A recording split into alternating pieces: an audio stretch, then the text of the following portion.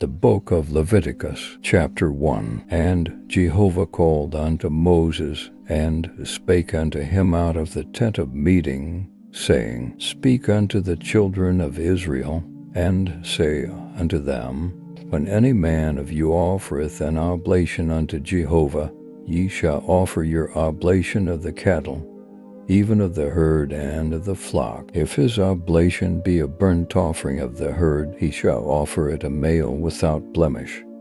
He shall offer it at the door of the tent of meeting, that he may be accepted before Jehovah. And he shall lay his hand upon the head of the burnt offering, and it shall be accepted for him to make atonement for him. And he shall kill the bullock before Jehovah, and Aaron's sons, the priests, shall present the blood, and sprinkle the blood round about upon the altar that is at the door of the tent of meeting. And he shall flay the burnt offering, and cut it into its pieces. And the sons of Aaron the priest shall put fire upon the altar, and lay wood in order upon the fire. And Aaron's sons, the priests, shall lay the pieces, the head, and the fat, in order upon the wood that is on the fire which is upon the altar. But its inwards and its legs shall he wash with water.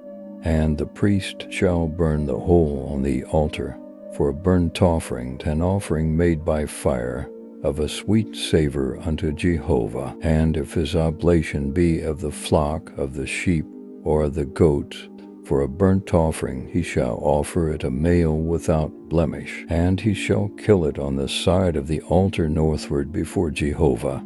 And Aaron's sons, the priests, shall sprinkle its blood upon the altar round about. And he shall cut it into its pieces with its head and its fat. And the priest shall lay them in order on the wood that is on the fire which is upon the altar. But the inwards and the legs shall he wash with water. And the priest shall offer the whole, and burn it upon the altar.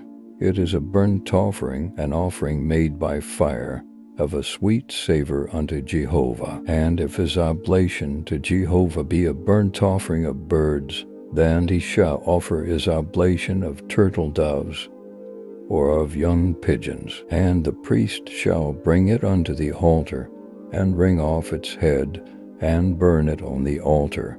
And the blood thereof shall be drained out on the side of the altar. And he shall take away its crop with the filth thereof, and cast it beside the altar on the east part, in the place of the ashes. And he shall rend it by the wings thereof, but shall not divide it asunder. And the priest shall burn it upon the altar, upon the wood that is upon the fire. It is a burnt offering, an offering made by fire, of a sweet savor unto Jehovah. Chapter 2. And when anyone offereth an oblation of a meal offering unto Jehovah, his oblation shall be of fine flour, and he shall pour oil upon it, and put frankincense thereon. And he shall bring it to Aaron's sons the priests. And he shall take thereout his handful, the fine flour thereof, and of the oil thereof, with all the frankincense thereof. And the priest shall burn it as the memorial thereof upon the altar, an offering made by fire, of a sweet savor unto Jehovah. And that which is left of the meal offering shall be Aaron's and his sons. It is a thing most holy of the offerings of Jehovah made by fire. And when thou offerest an oblation of a meal offering baken in the oven, it shall be unleavened cakes of fine flour mingled with oil, or unleavened wafers anointed with oil. And if thy oblation be a meal offering of the baking pan, it shall be of fine flour unleavened, mingled with oil. Thou shalt part it in pieces, and pour oil thereon. It is a meal offering. And if thy oblation be a meal offering of the frying pan, it shall be made of fine flour with oil. And thou shalt bring the meal offering that is made of these things unto Jehovah, and it shall be presented unto the priest. And he shall bring it unto the altar. And the priest shall take up from the meal offering the memorial thereof, and shall burn it upon the altar, an offering made by fire, of a sweet savor unto Jehovah. And that which is left of the meal offering shall be Aaron's and his sons. It is a thing most holy of the offerings of Jehovah made by fire. No meal offering which ye shall offer unto Jehovah shall be made with leaven. For ye shall burn no leaven, nor any honey, as an offering made by fire unto Jehovah. As an oblation of first fruits ye shall offer them unto Jehovah. But they shall not come up for a sweet savor on the altar. And every oblation of thy meal offering shalt thou season with salt. Neither shalt thou suffer the salt of the covenant of thy God to be lacking from thy meal offering. With all thine oblations thou shalt offer salt. And if thou offer a meal offering of first fruits unto Jehovah, thou shalt offer for the meal offering of thy first fruits grain in the ear parched with fire, bruised grain of the fresh ear, and thou shalt put oil upon it, and lay frankincense thereon. It is a meal offering, and the priest shall burn the memorial of it, part of the bruised grain thereof, and part of the oil thereof, with all the frankincense thereof. It is an offering made by fire unto Jehovah. Chapter 3. And if his oblation be a sacrifice of peace offerings, if he offer of the herd, whether male or female, he shall offer it without blemish before Jehovah. And he shall lay his hand upon the head of his oblation, and kill it at the door of the tent of meeting. And Aaron's sons the priest shall sprinkle the blood upon the altar round about. And he shall offer of the sacrifice of peace offerings an offering made by fire unto Jehovah. The fat that covereth the inwards, and all the fat that is upon the inwards, and the 2 kidneys, and the fat that is on them, which is by the loins, and the caul upon the liver, with the kidneys shall he take away. And Aaron's sons shall burn it on the altar upon the burnt offering, which is upon the wood that is on the fire. It is an offering made by fire, of a sweet savor unto Jehovah. And if his oblation for a sacrifice of peace offerings unto Jehovah be of the flock, male or female, he shall offer it without blemish. If he offer a lamb for his oblation, then shall he offer it before Jehovah. And he shall lay his hand upon the head of his oblation, and kill it before the tent of meeting. And Aaron's sons shall sprinkle the blood thereof upon the altar round about. And he shall offer of the sacrifice of peace offerings an offering made by fire unto Jehovah. The fat thereof, the fat tail entire, he shall take away hard by the backbone. And the fat that covereth the inwards, and all the fat that is upon the inwards, and the 2 kidneys, and the fat that is upon them, which is by the loins, and the caul upon the liver, with the kidneys, shall he take away. And the priest shall burn it upon the altar. It is the food of the offering made by fire unto Jehovah. And if his oblation be a goat, then he shall offer it before Jehovah. And he shall lay his hand upon the head of it, and kill it before the tent of meeting. And the sons of Aaron shall sprinkle the blood thereof upon the altar round about. And he shall offer thereof his oblation, even an offering made by fire unto Jehovah. The fat that covereth the inwards, and all the fat that is upon the inwards, and the 2 kidneys, and the fat that is upon them, which is by the loins, and the caul upon the liver, with the kidneys, shall he take away. And the priest shall burn them upon the altar. It is the food of the offering made by fire, for a sweet savor. All the fat is Jehovah's. It shall be a perpetual statute throughout your generations in all your dwellings, that ye shall eat neither fat nor blood. Chapter 4. And Jehovah spake unto Moses, saying, Speak unto the children of Israel, saying, If anyone shall sin unwittingly in any of the things which Jehovah hath commanded not to be done, and shall do any one of them, if the anointed priest shall sin so as to bring guilt on the people, Then let him offer for his sin, which he hath sinned, a young bullock without blemish unto Jehovah for a sin offering. And he shall bring the bullock unto the door of the tent of meeting before Jehovah. And he shall lay his hand upon the head of the bullock, and kill the bullock before Jehovah. And the anointed priest shall take of the blood of the bullock, and bring it to the tent of meeting. And the priest shall dip his finger in the blood, and sprinkle of the blood 7 times before Jehovah, before the veil of the sanctuary. And the priest shall put of the blood upon the horns of the altar of sweet incense before Jehovah, which is in the tent of meeting. And all the blood of the bullock shall he pour out at the base of the altar of burnt offering, which is at the door of the tent of meeting. And all the fat of the bullock of the sin offering he shall take off from it, the fat that covereth the inwards, and all the fat that is upon the inwards, and the 2 kidneys, and the fat that is upon them, which is by the loins, and the caul upon the liver, with the kidneys, shall he take away, as it is taken off from the ox of the sacrifice of peace offerings. And the priest shall burn them upon the altar of burnt offering. And the skin of the bullock, and all its flesh, with its head, and with its legs, and its inwards, and its dung, even the whole bullock shall he carry forth without the cap unto a clean place, where the ashes are poured out, and burn it on wood with fire.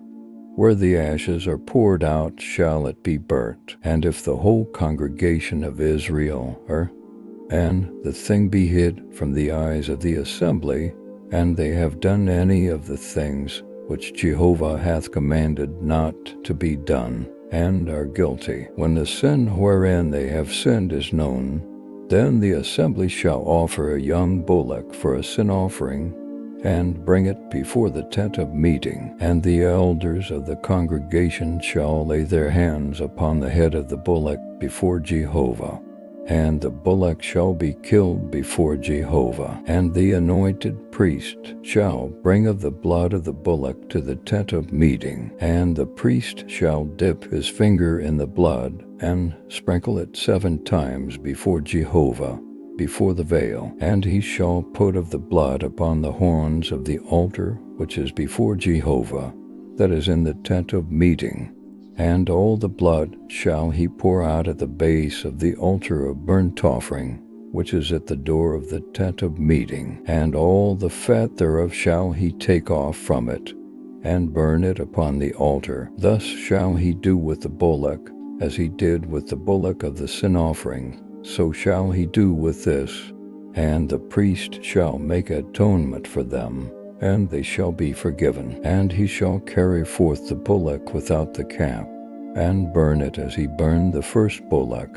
It is the sin offering for the assembly. When a ruler sinneth, and doeth unwittingly any one of all the things which Jehovah his God hath commanded not to be done, and is guilty, if his sin wherein he hath sinned be made known to him, he shall bring for his oblation a goat, a male without blemish. And he shall lay his hand upon the head of the goat, and kill it in the place where they killed the burnt offering before Jehovah. It is a sin offering. And the priest shall take of the blood of the sin offering with his finger, and put it upon the horns of the altar of burnt offering.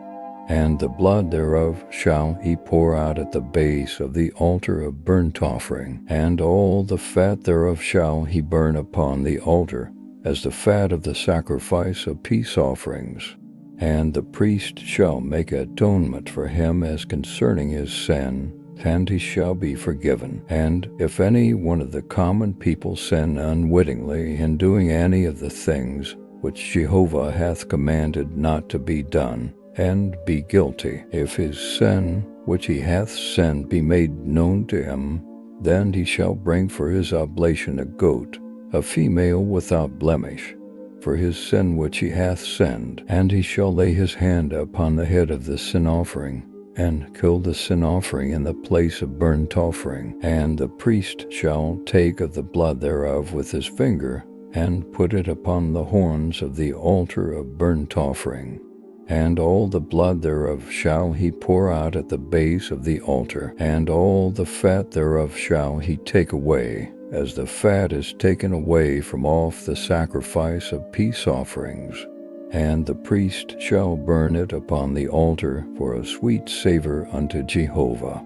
And the priest shall make atonement for him, and he shall be forgiven. And if he bring a lamb as his oblation for a sin offering, he shall bring it a female without blemish, and he shall lay his hand upon the head of the sin offering, and kill it for a sin offering in the place where they kill the burnt offering. And the priest shall take of the blood of the sin offering with his finger, and put it upon the horns of the altar of burnt offering.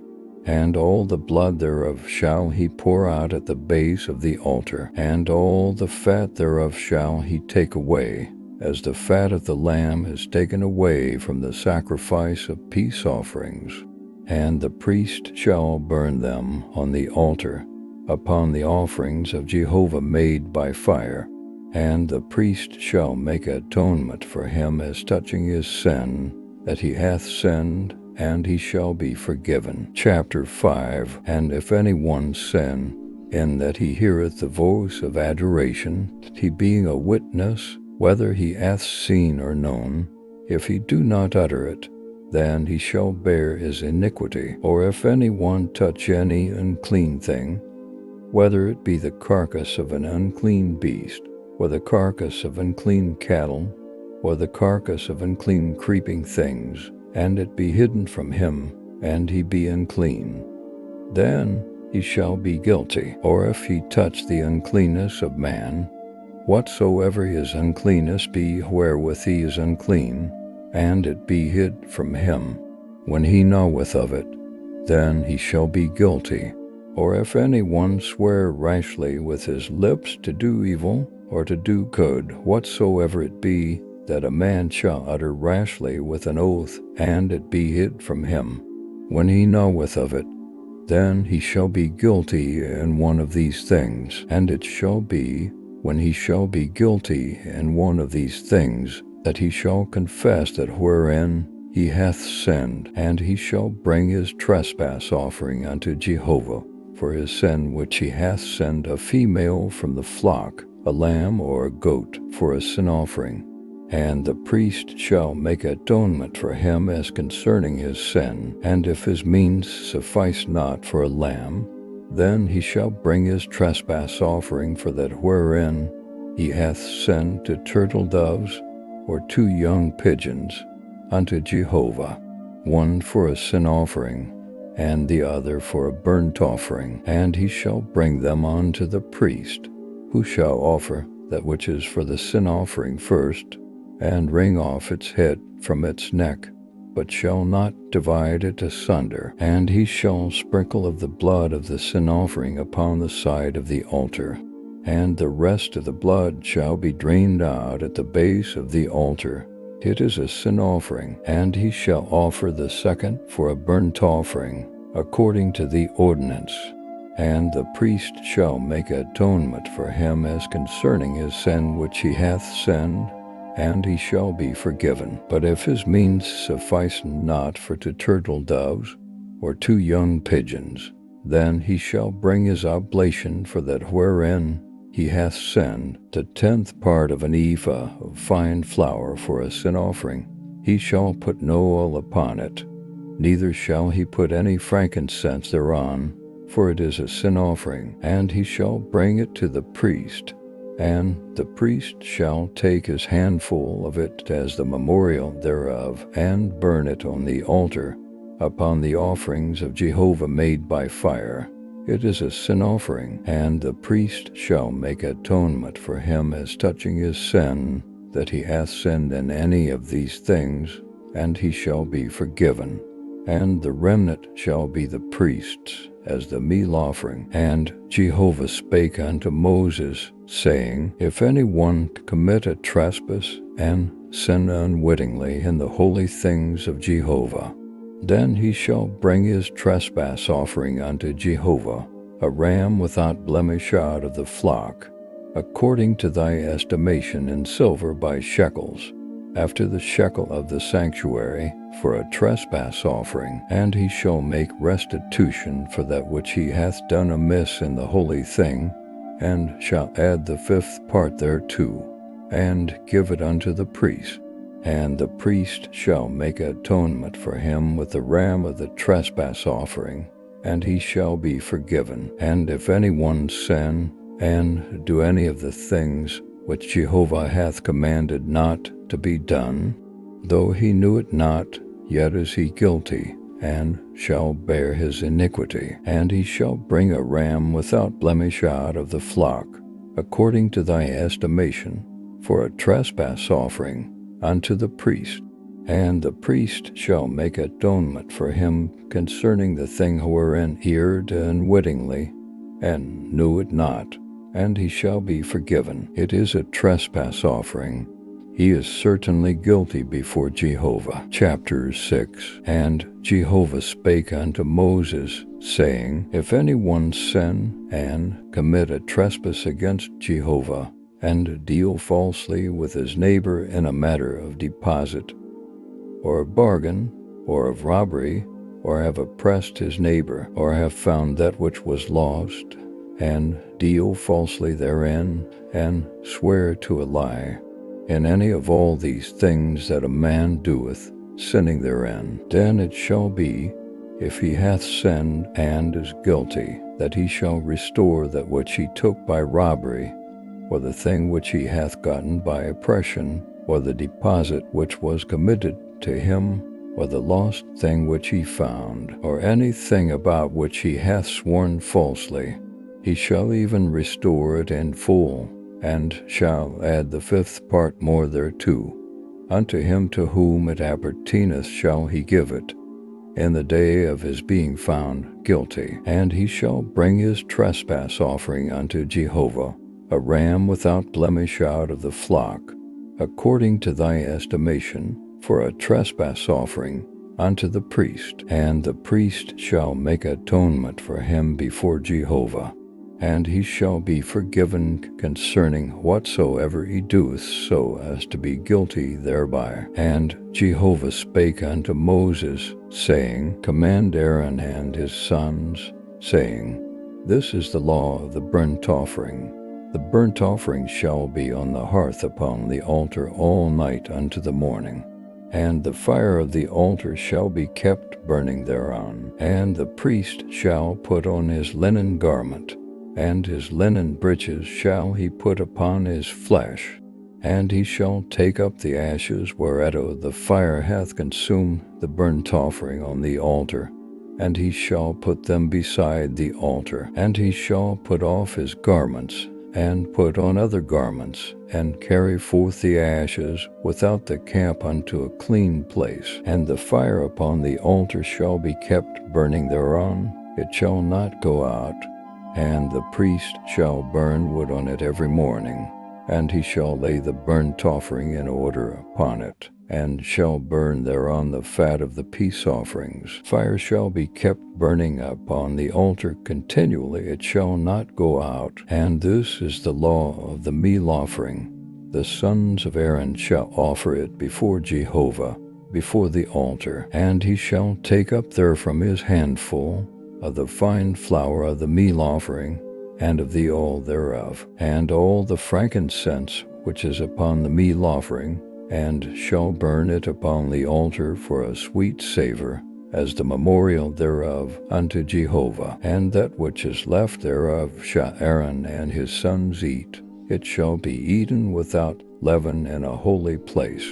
In the court of the tent of meeting they shall eat it. It shall not be baken with leaven. I have given it as their portion of my offerings made by fire. It is most holy, as the sin offering, and as the trespass offering. Every male among the children of Aaron shall eat of it as his portion forever throughout your generations, from the offerings of Jehovah made by fire. Whosoever toucheth them shall be holy. And Jehovah spake unto Moses, saying, This is the oblation of Aaron and of his sons, which they shall offer unto Jehovah in the day, and he is anointed. The 10th part of an ephah of fine flour for a meal offering perpetually, half of it in the morning, and half thereof in the evening. On a baking pan it shall be made with oil. When it is soaked, thou shalt bring it in. In baken pieces shalt thou offer the meal offering for a sweet savor unto Jehovah, and the anointed priest that shall be in his stead from among his sons shall offer it.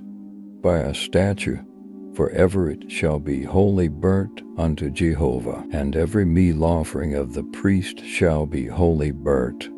It shall not be eaten. And Jehovah spake unto Moses, saying, Speak unto Aaron and to his sons, saying, This is the law of the sin offering. In the place where the burnt offering is killed shall the sin offering be killed before Jehovah. It is most holy. The priest that offereth it for sin shall eat it. In a holy place shall it be eaten, in the court of the tent of meeting. Whatsoever shall touch the flesh thereof shall be holy.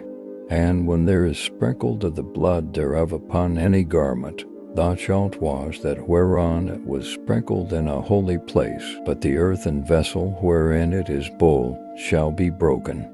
And if it be boiled in a brazen vessel, it shall be scoured and rinsed in water. Every male among the priests shall eat thereof.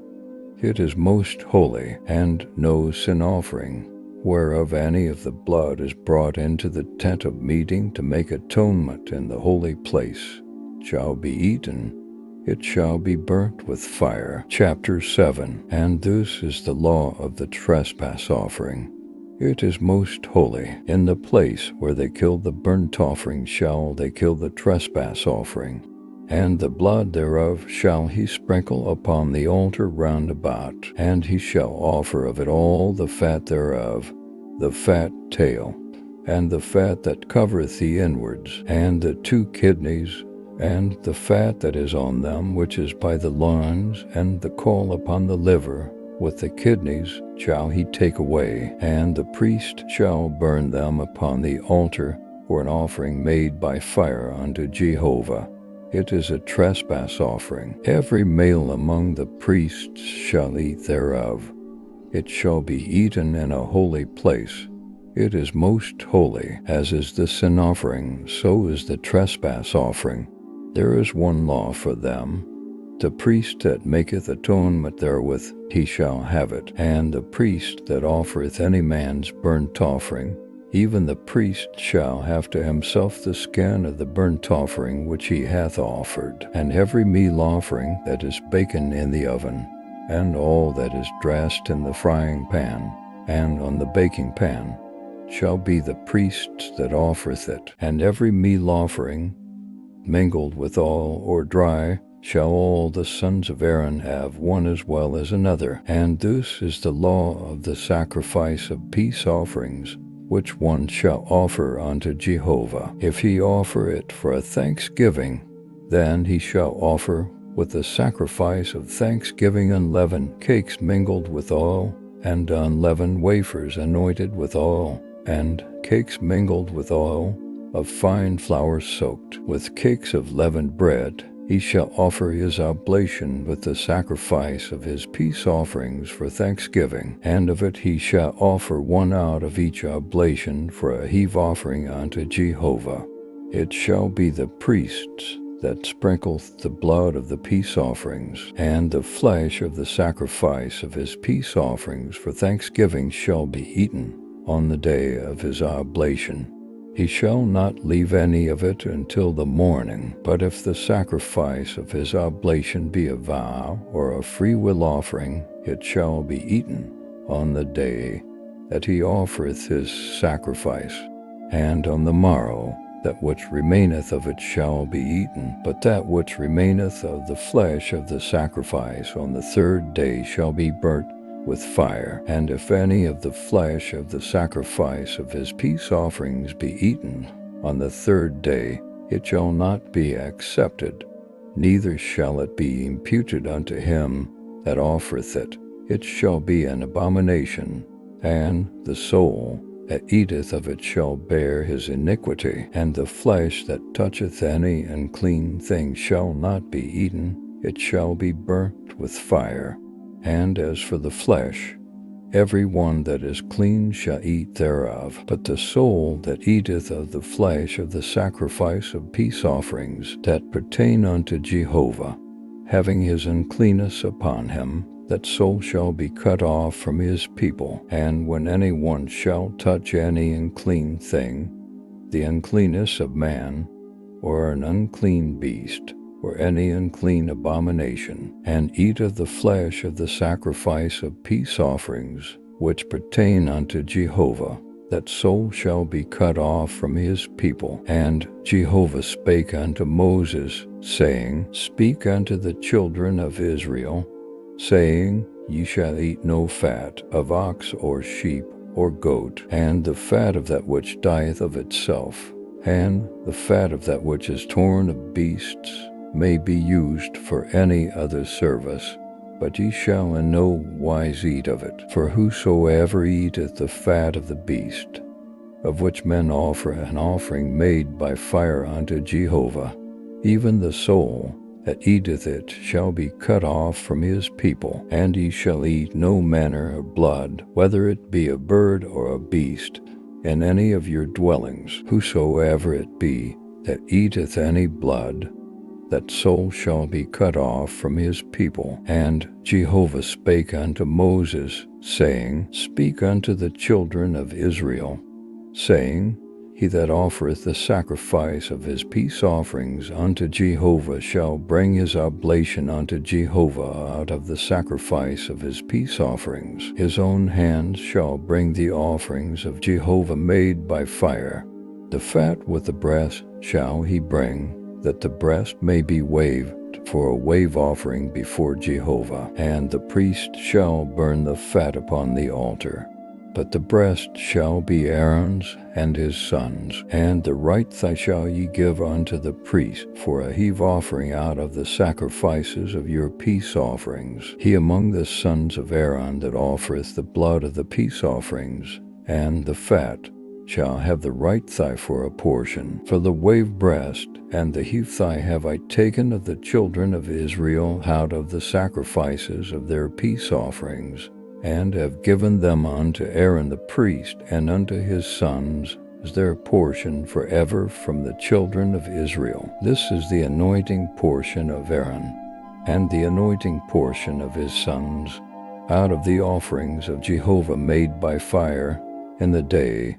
And he presented them to minister unto Jehovah in the priest's office, which Jehovah commanded to be given them of the children of Israel, in the day that he anointed them. It is their portion forever throughout their generations. This is the law of the burnt offering, of the meal offering, and of the sin offering, and of the trespass offering, and of the consecration, and of the sacrifice of peace offerings, which Jehovah commanded Moses in Mount Sinai in the day that he commanded the children of Israel to offer their oblations unto Jehovah in the wilderness of Sinai. Chapter 8. And Jehovah spake unto Moses, saying, Take Aaron and his sons with him, and the garments, and the anointing oil, and the bullock of the sin offering, and the 2 rams, and the basket of unleavened bread, and assemble thou all the congregation at the door of the tent of meeting. And Moses did as Jehovah commanded him, and the congregation was assembled at the door of the tent of meeting. And Moses said unto the congregation, This is the thing which Jehovah hath commanded to be done. And Moses brought Aaron and his sons, and washed them with water. And he put upon him the coat, and girded him with the girdle, and clothed him with the robe, and put the ephod upon him. And he girded him with the skillfully woven band of the ephod, and bound it unto him therewith. And he placed the breastplate upon him. And in the breastplate he put the Urim and the Thummim. And he set the mitre upon his head, and upon the mitre in front did he set the golden plate, the holy crown, as Jehovah commanded Moses. And Moses took the anointing oil, and anointed the tabernacle and all that was therein, and sanctified them. And he sprinkled thereof upon the altar 7 times, and anointed the altar and all its vessels, and the laver and its base, to sanctify them. And he poured of the anointing oil upon Aaron's head, and anointed him, to sanctify him. And Moses brought Aaron's sons, and clothed them with coats, and girded them with girdles, and bound head tires upon them, as Jehovah commanded Moses. And he brought the bullock of the sin offering, and Aaron and his sons laid their hands upon the head of the bullock of the sin offering, and he slew it. And Moses took the blood, and put it upon the horns of the altar round about with his finger, and purified the altar, and poured out the blood at the base of the altar, and sanctified it, to make atonement for it. And he took all the fat that was upon the inwards, and the caul of the liver, and the 2 kidneys, and their fat, and Moses burned it upon the altar. But the bullock and its skin, and its flesh, and its dung he burnt with fire without the camp, as Jehovah commanded Moses. And he presented the ram of the burnt offering. And Aaron and his sons laid their hands upon the head of the ram, and he killed it. And Moses sprinkled the blood upon the altar round about, and he cut the ram into its pieces, and Moses burnt the head, and the pieces, and the fat. And he washed the inwards and the legs with water. And Moses burnt the whole ram upon the altar. It was a burnt offering for a sweet savor. It was an offering made by fire unto Jehovah, as Jehovah commanded Moses. And he presented the other ram, the ram of consecration. And Aaron and his sons laid their hands upon the head of the ram, and he slew it. And Moses took of the blood thereof, and put it upon the tip of Aaron's right ear, and upon the thumb of his right hand, and upon the great toe of his right foot. And he brought Aaron's sons, and Moses put of the blood upon the tip of their right ear, and upon the thumb of their right hand, and upon the great toe of their right foot.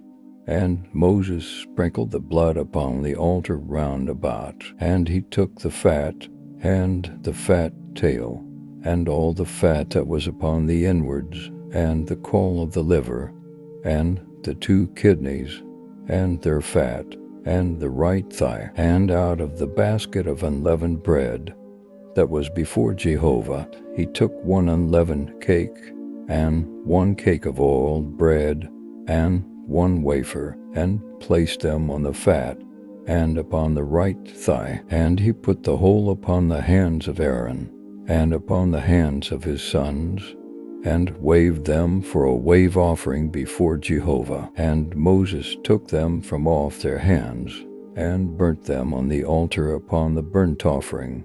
They were a consecration for a sweet savor. It was an offering made by fire unto Jehovah. And Moses took the breast, and waved it for a wave offering before Jehovah. It was Moses' portion of the ram of consecration, as Jehovah commanded Moses. And Moses took of the anointing oil, and of the blood which was upon the altar, and sprinkled it upon Aaron, upon his garments, and upon his sons, and upon his sons' garments with him, and sanctified Aaron, his garments, and his sons' garments with him. And Moses said unto Aaron and to his sons, boil the flesh at the door of the tent of meeting, and there eat it, and the bread that is in the basket of consecration, as I commanded, saying, Aaron and his sons shall eat it, and that which remaineth of the flesh and of the bread shall ye burn with fire. And ye shall not go out from the door of the tent of meeting 7 days, until the days of your consecration be fulfilled.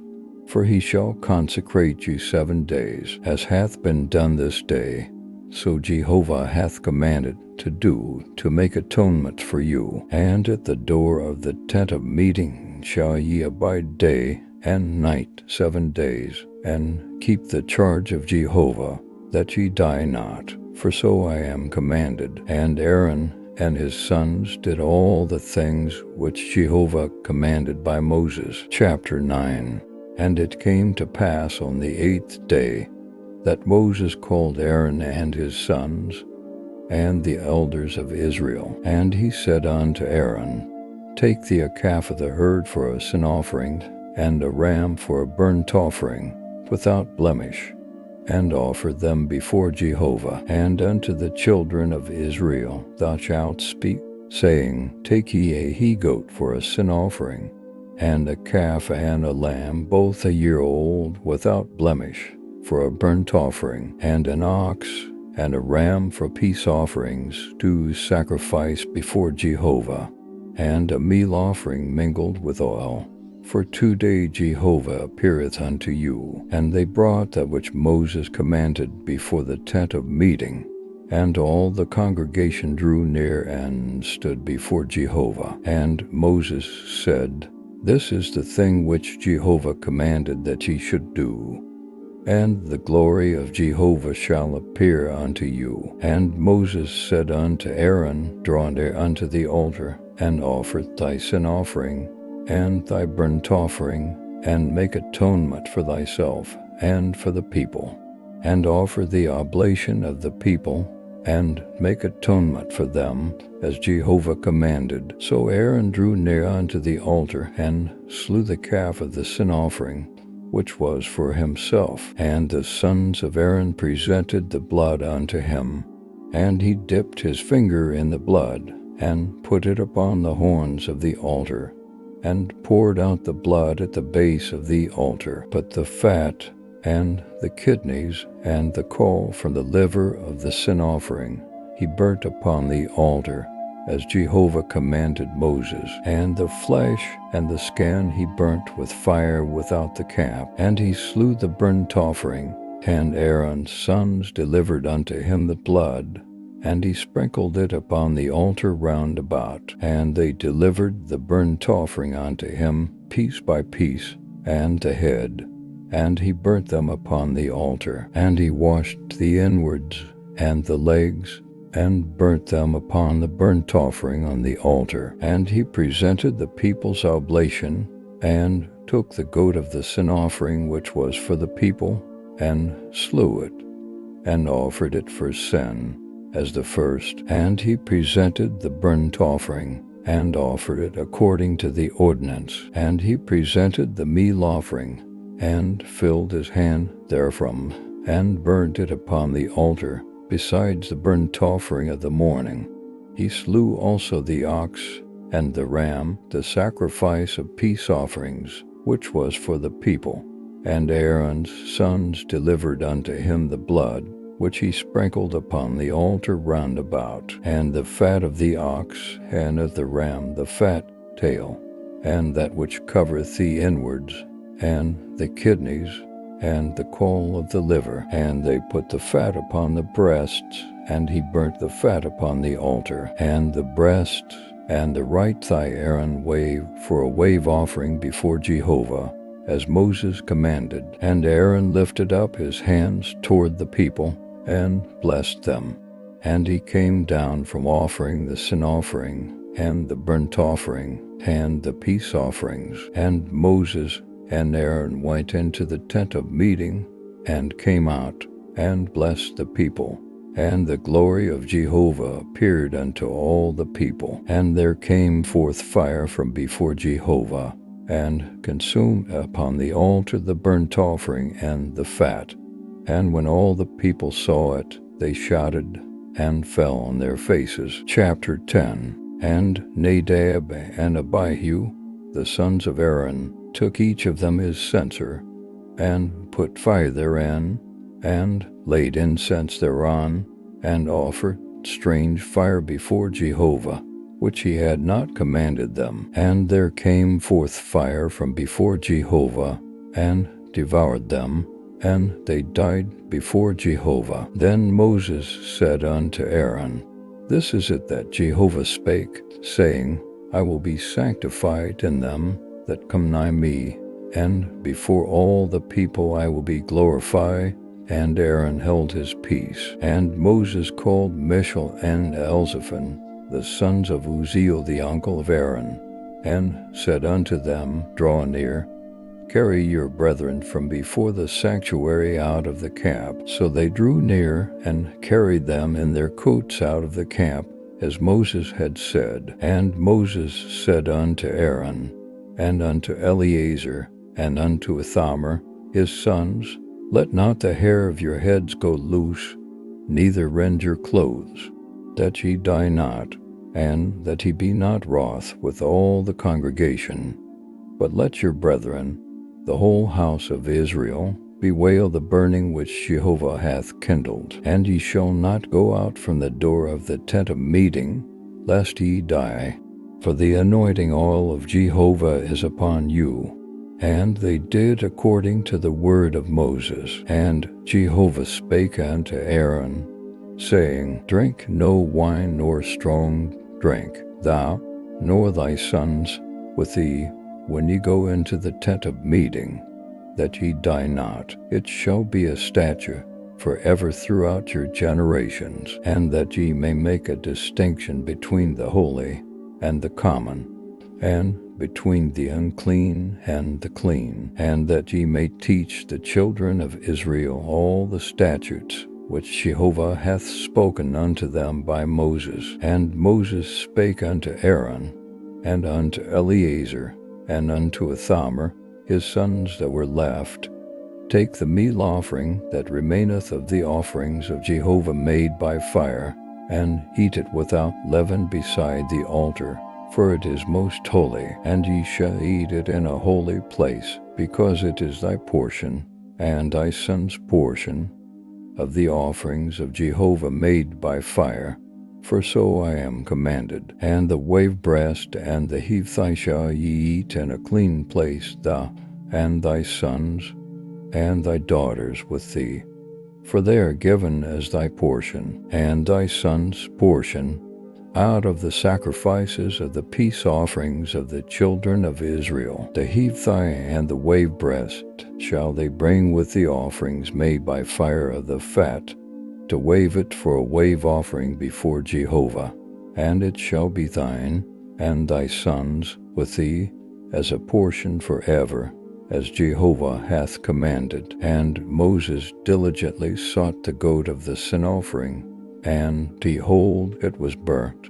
And he was angry with Eleazar and with Ithamar, the sons of Aaron that were left, saying, Wherefore have ye not eaten the sin offering in the place of the sanctuary, seeing it is most holy, and he hath given it you to bear the iniquity of the congregation, to make atonement for them before Jehovah? Behold, the blood of it was not brought into the sanctuary within. He should certainly have eaten it in the sanctuary, as I commanded. And Aaron spake unto Moses, Behold, this day have they offered their sin offering and their burnt offering before Jehovah. And there have befallen me such things as these.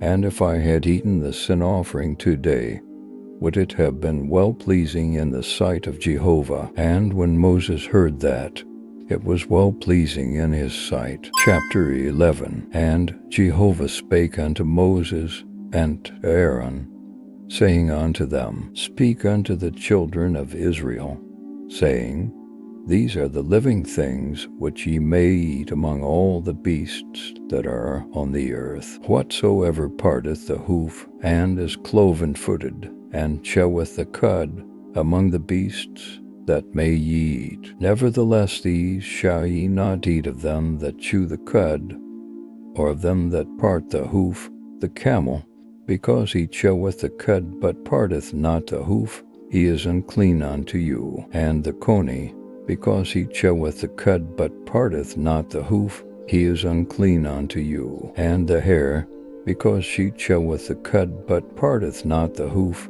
she is unclean unto you. And the swine, because he parteth the hoof, and is cloven-footed, but cheweth not the cud, he is unclean unto you. Of their flesh ye shall not eat, and their carcasses ye shall not touch, they are unclean unto you. These may ye eat of all that are in the waters, whatsoever hath fins and scales in the waters, in the seas, and in the rivers, that may ye eat. And all that have not fins and scales in the seas, and in the rivers, of all that move in the waters, and of all the living creatures that are in the waters, they are an abomination unto you, and they shall be an abomination unto you. Ye shall not eat of their flesh, and their carcasses ye shall have in abomination. Whatsoever hath no fins nor scales in the waters, that is an abomination unto you. And these ye shall have in abomination among the birds.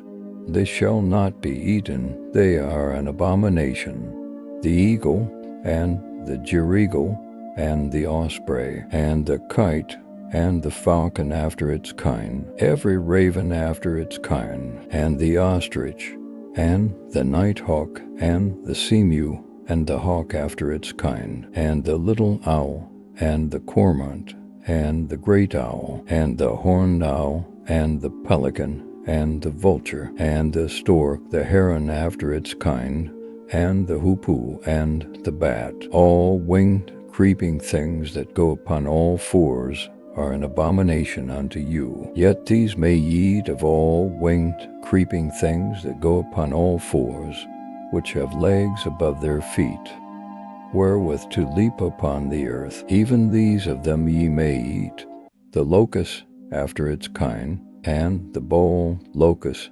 after its kind, and the cricket after its kind, and the grasshopper after its kind. But all winged creeping things which have 4 feet are an abomination unto you, and by these ye shall become unclean. Whosoever toucheth the carcass of them shall be unclean until the even. And whosoever beareth aught of the carcass of them shall wash his clothes, and be unclean until the even. Every beast which parteth the hoof, and is not cloven-footed, nor cheweth the cud, is unclean unto you. Every one that toucheth them shall be unclean. And whatsoever goeth upon its paws, among all beasts that go on all fours, they are unclean unto you. Whoso toucheth their carcass shall be unclean until the even. And he that beareth the carcass of them shall wash his clothes, and be unclean until the even. They are unclean unto you. And these are they which are unclean unto you among the creeping things that creep upon the earth: the weasel, and the mouse, and the great lizard after its kind, and the gecko, and the land crocodile, and the lizard, and the sand lizard, and the chameleon. These are they which are unclean to you among all that creep. Whosoever doth touch them, when they are dead, shall be unclean until the even. And upon whatsoever any of them, when they are dead, doth fall, it shall be unclean, whether it be any vessel of wood, or raiment, or skin, or sack, whatsoever vessel it be, wherewith any work is done, it must be put into water, and it shall be unclean until the even. Then shall it be clean. And every earthen vessel, whereinto any of them falleth, whatsoever is in it, shall be unclean, and it ye shall break. All food therein which may be eaten, that on which water cometh, shall be unclean. And all drink that may be drunk in every such vessel shall be unclean. And everything whereupon any part of their carcass falleth shall be unclean. Whether oven or range for pots, it shall be broken in pieces. They are unclean, and shall be unclean unto you. Nevertheless, a fountain or a pit wherein is a gathering of water shall be clean. But that which toucheth their carcass shall be unclean. And if aught of their carcass fall upon any sowing seed which is to be sown, it is clean. But if water be put upon the seed, and aught of their carcass fall thereon, it is unclean unto you. And if any beast of which ye may eat die, he that toucheth the carcass thereof shall be unclean until the even. And he that eateth of the carcass of it shall wash his clothes, and be unclean until the even. He also that beareth the carcass of it shall wash his clothes, and be unclean until the even. And every creeping thing that creepeth upon the earth is an abomination, it shall not be eaten. Whatsoever goeth upon the belly, and whatsoever goeth upon all fours, or whatsoever hath many feet, even all creeping things that creep upon the earth, them ye shall not eat, for they are an abomination. Ye shall not make yourselves abominable with any creeping thing that creepeth, neither shall ye make yourselves unclean with them, that ye should be defiled thereby. For I am Jehovah your God. Sanctify yourselves therefore, and be ye holy.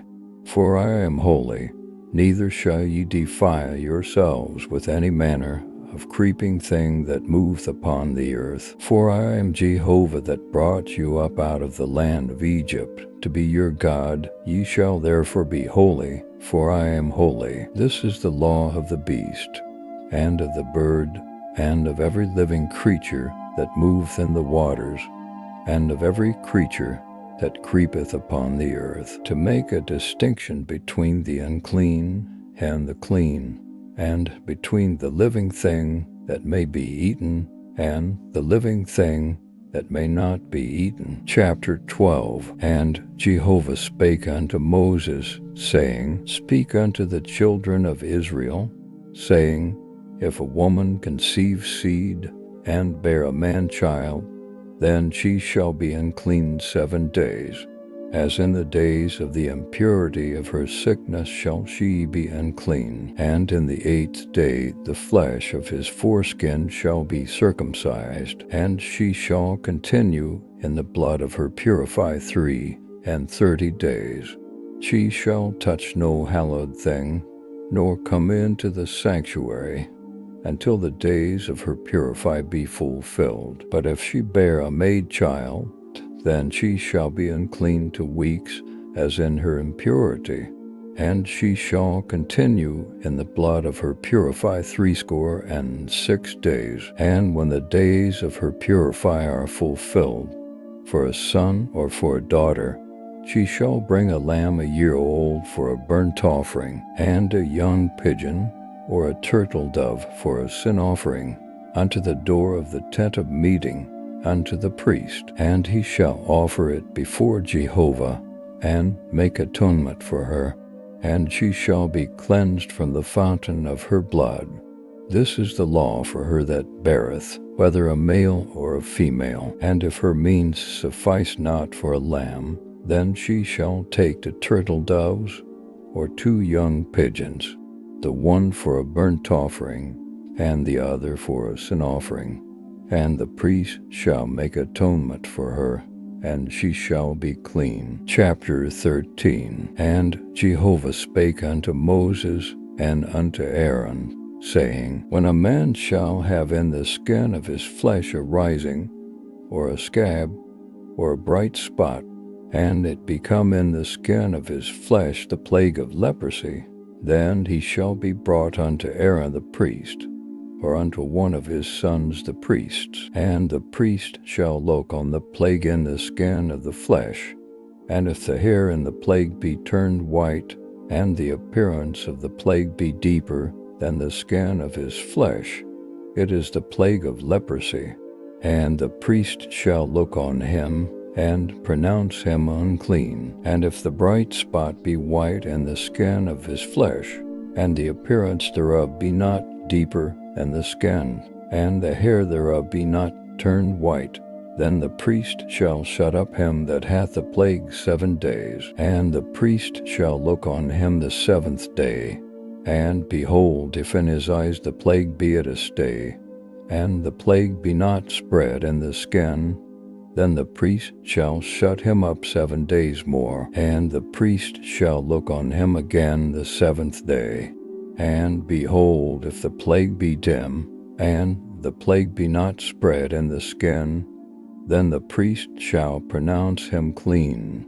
It is a scab, and he shall wash his clothes and be clean. But if the scab spread abroad in the skin, after that he hath showed himself to the priest for his cleansing, he shall show himself to the priest again, and the priest shall look, and behold, if the scab be spread in the skin, then the priest shall pronounce him unclean.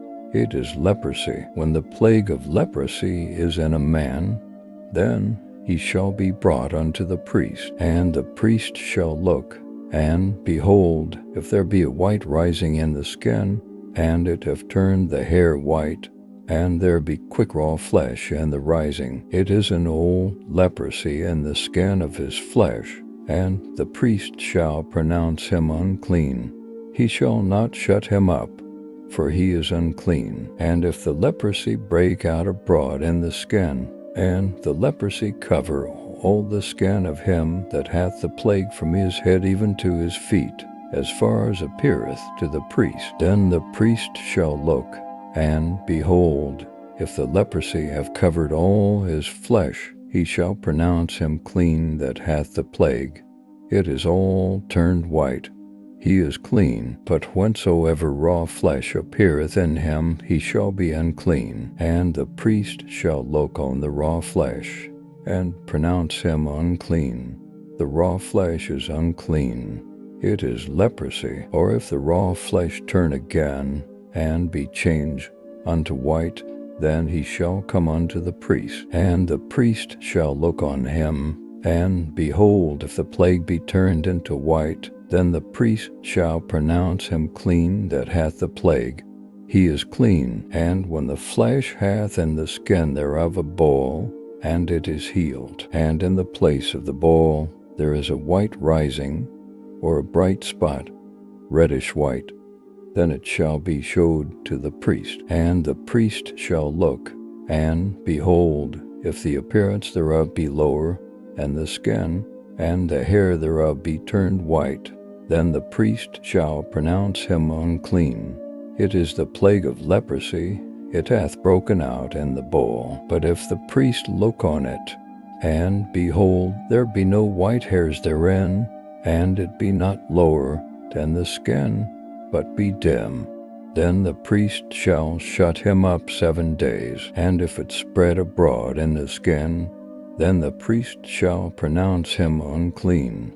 It is a plague. But if the bright spot stay in its place, and be not spread, it is the scar of the boil, and the priest shall pronounce him clean. Or when the flesh hath in the skin thereof a burning by fire, and the quick flesh of the burning become a bright spot, reddish white or white, then the priest shall look upon it, and behold, if the hair in the bright spot be turned white, and the appearance thereof be deeper than the skin, it is leprosy, it hath broken out in the burning, and the priest shall pronounce him unclean. It is the plague of leprosy. But if the priest look on it, and behold, there be no white hair in the bright spot, and it be no lower, and the skin, but be dim, then the priest shall shut him up 7 days, and the priest shall look upon him the 7th day. If it spread abroad in the skin, then the priest shall pronounce him unclean.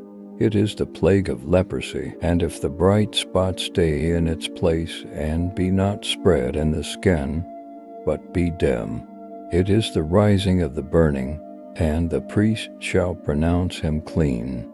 For it is the scar of the burning. And when a man or woman hath a plague upon the head or upon the beard, then the priest shall look on the plague, and behold, if the appearance thereof be deeper than the skin, and there be in it yellow thin hair, then the priest shall pronounce him unclean.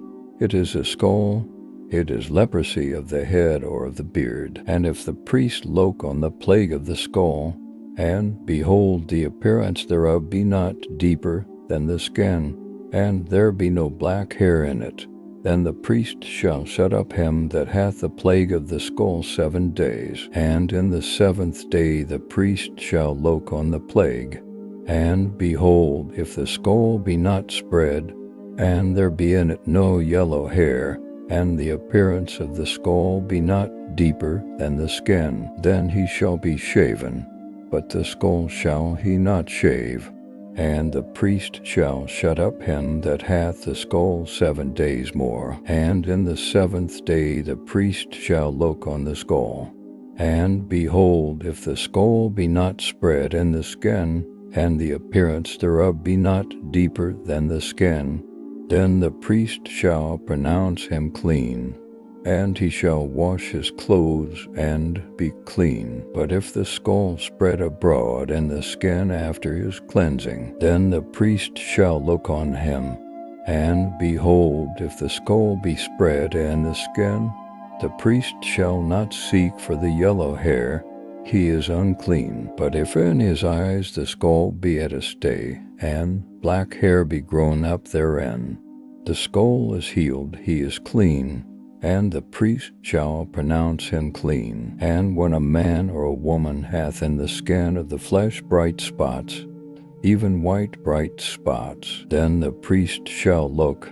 And behold, if the bright spots in the skin of their flesh be of a dull white, it is a tetter, it hath broken out in the skin, he is clean. And if a man's hair be fallen off his head, he is bald, yet is he clean. And if his hair be fallen off from the front part of his head, he is forehead bald, yet is he clean. But if there be in the bald head or the bald forehead a reddish-white plague, it is leprosy breaking out in his bald head or his bald forehead. Then the priest shall look upon him, and behold, if the rising of the plague be reddish-white in his bald head or in his bald forehead, as the appearance of leprosy in the skin of the flesh, he is a leprous man, he is unclean.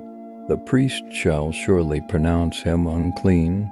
His plague is in his head, and the leper in whom the plague is, his clothes shall be rent, and the hair of his head shall go loose, and he shall cover his upper lip, and shall cry, Unclean, unclean. All the days wherein the plague is in him he shall be unclean.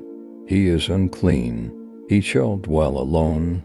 Without the camp shall his dwelling be. The garment also that the plague of leprosy is in, whether it be a woolen garment or a linen garment, whether it be in warp or woof, of linen or of woolen, whether in a skin or in anything made of skin, if the plague be greenish or reddish in the garment, or in the skin, or in the warp, or in the woof, or in anything of skin, it is the plague of leprosy, and shall be showed unto the priest. And the priest shall look upon the plague, and shut up that which hath the plague 7 days, and he shall look on the plague on the 7th day.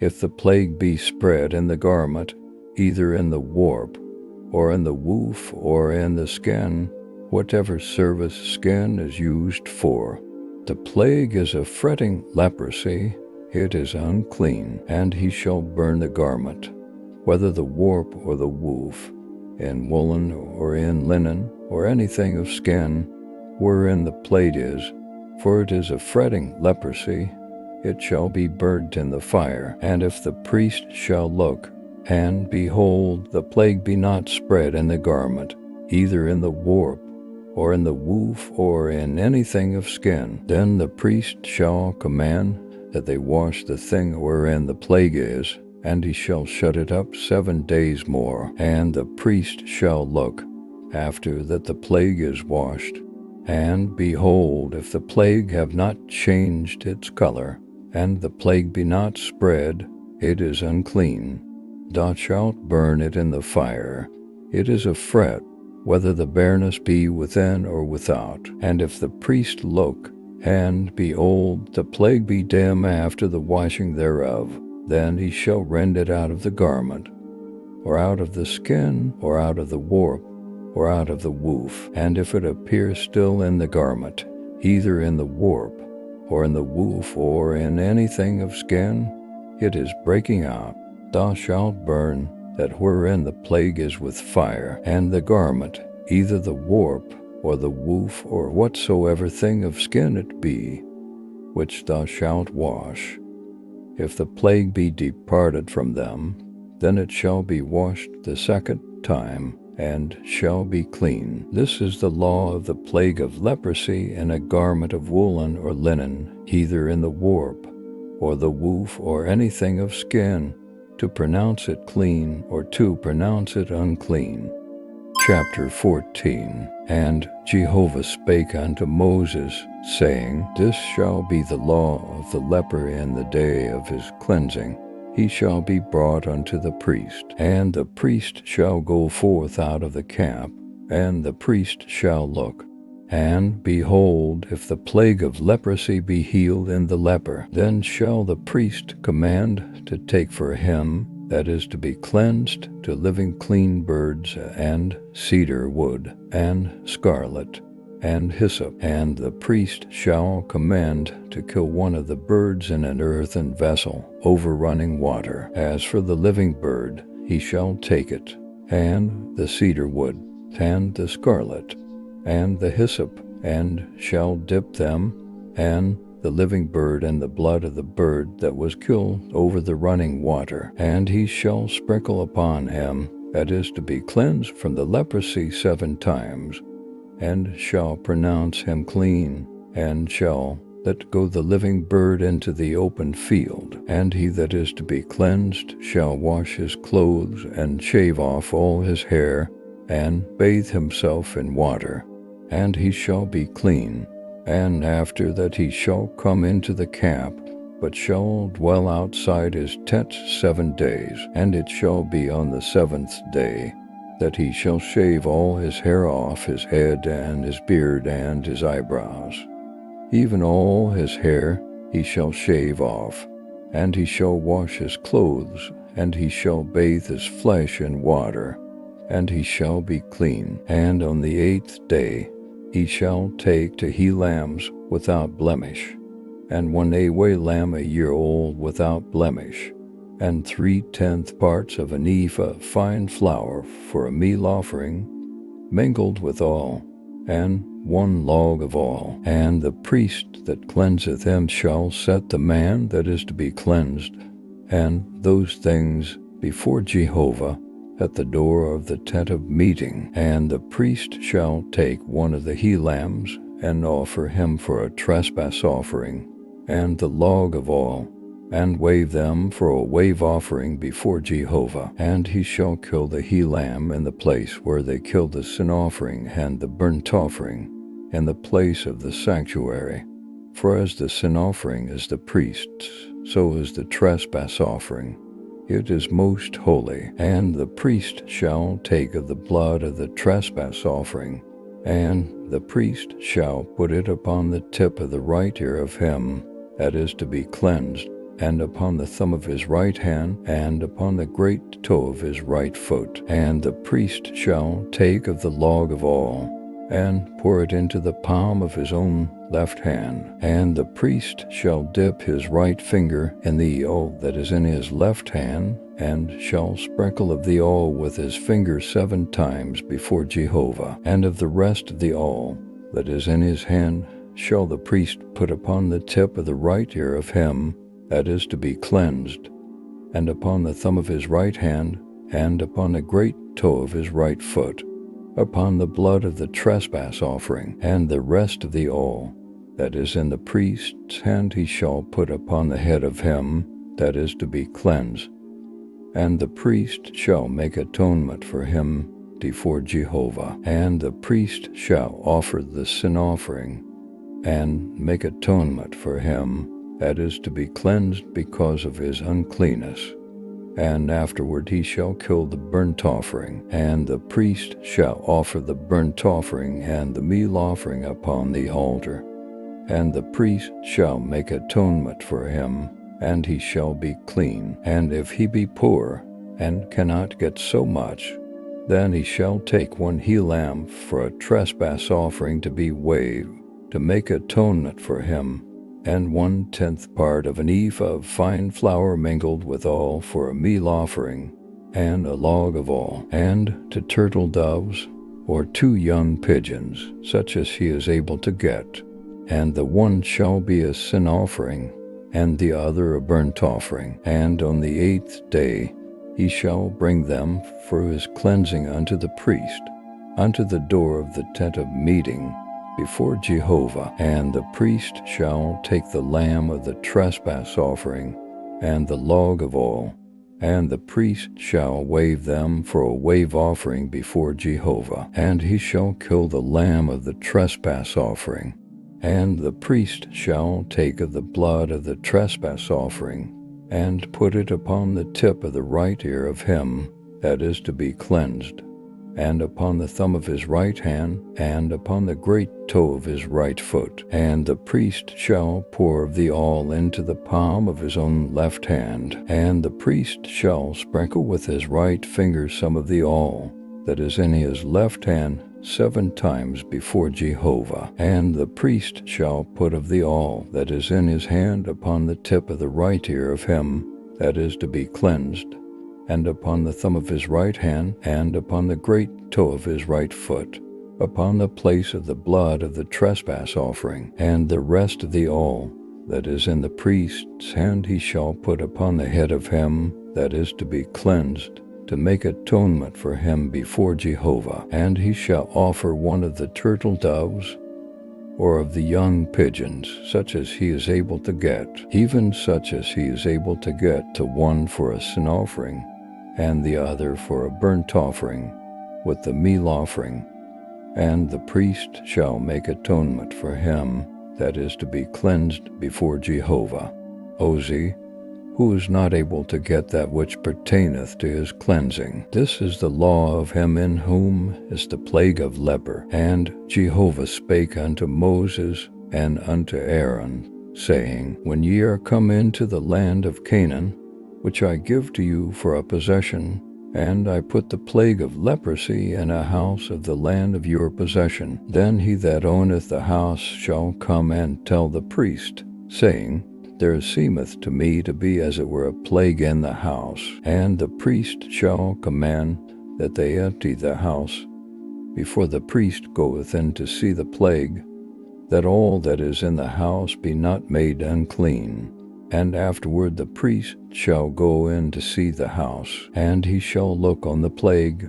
And behold, if the plague be in the walls of the house, with hollow streaks, greenish or reddish, and the appearance thereof be lower, and the wall, then the priest shall go out of the house to the door of the house, and shut up the house 7 days. And the priest shall come again the 7th day, and shall look.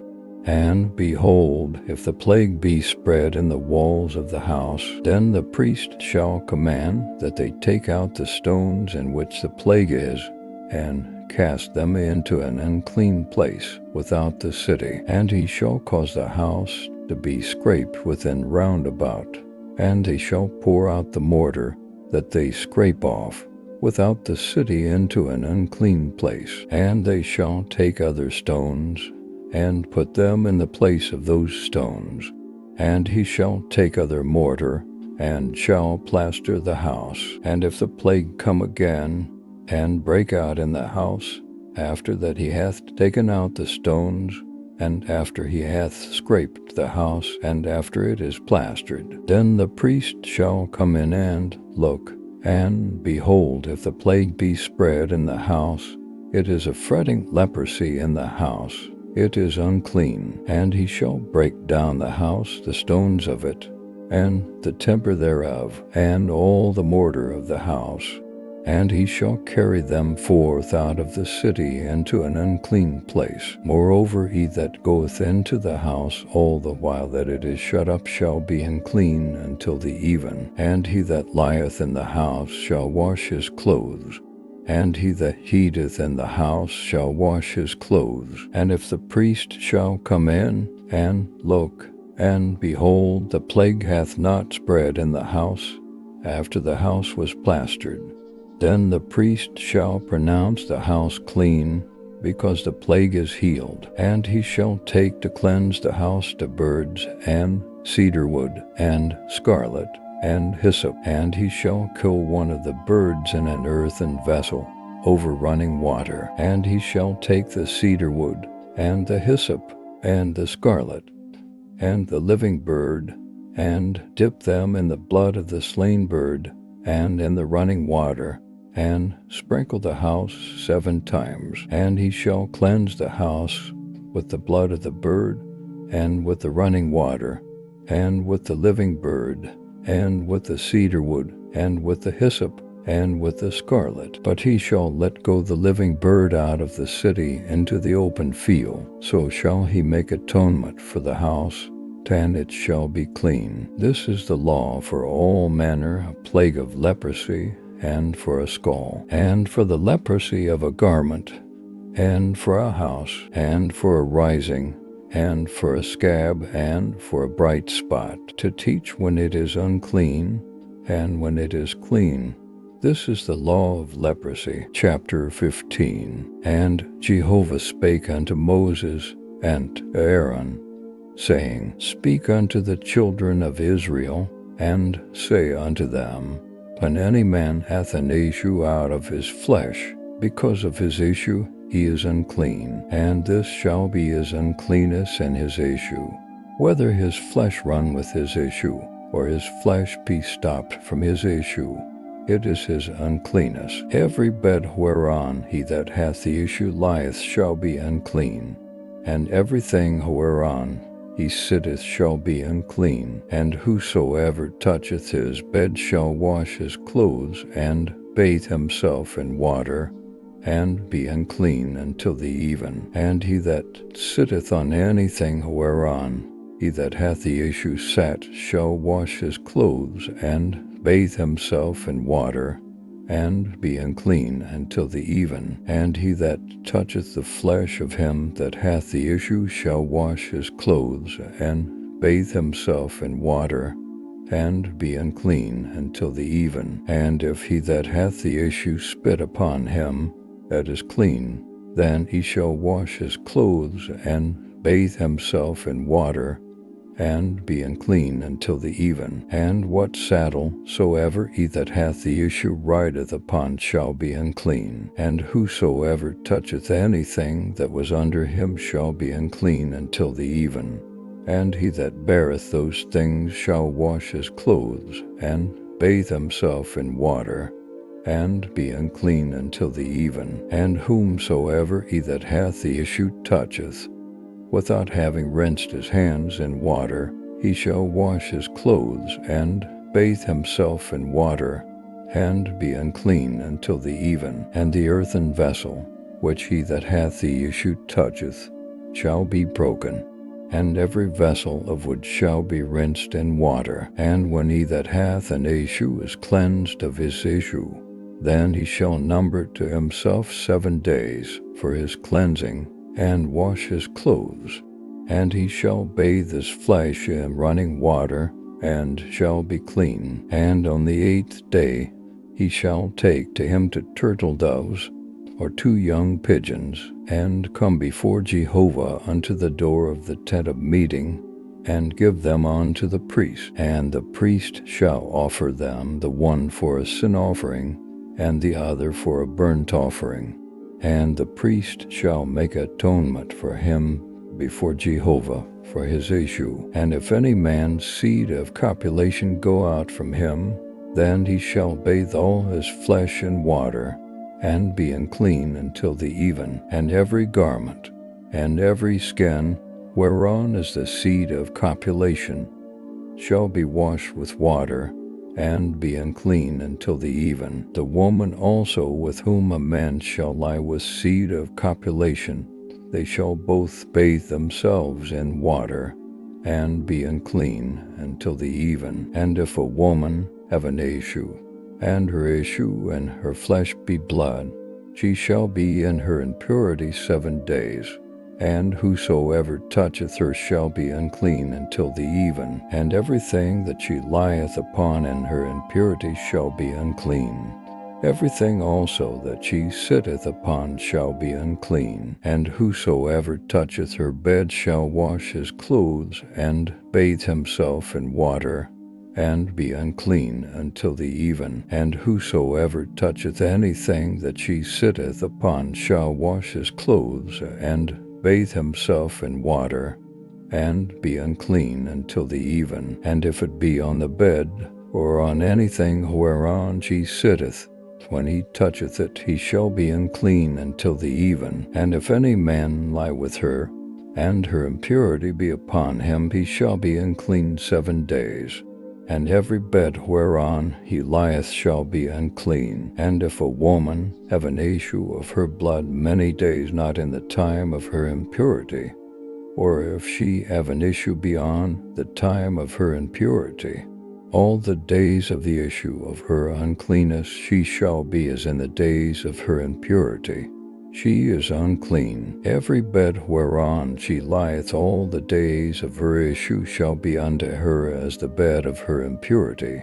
And everything whereon she sitteth shall be unclean, as the uncleanness of her impurity. And whosoever toucheth those things shall be unclean, and shall wash his clothes, and bathe himself in water, and be unclean until the even. But if she be cleansed of her issue, then she shall number to herself 7 days, and after that she shall be clean. And on the 8th day she shall take unto her the turtle doves, or 2 young pigeons, and bring them unto the priest, to the door of the tent of meeting. Thus shall ye separate the children of Israel from their uncleanness, that they die not in their uncleanness, when they defile my tabernacle that is in the midst of them. This is the law of him that hath an issue, and of him whose seed of copulation goeth from him, so that he is unclean thereby, and of her that is sick with her impurity,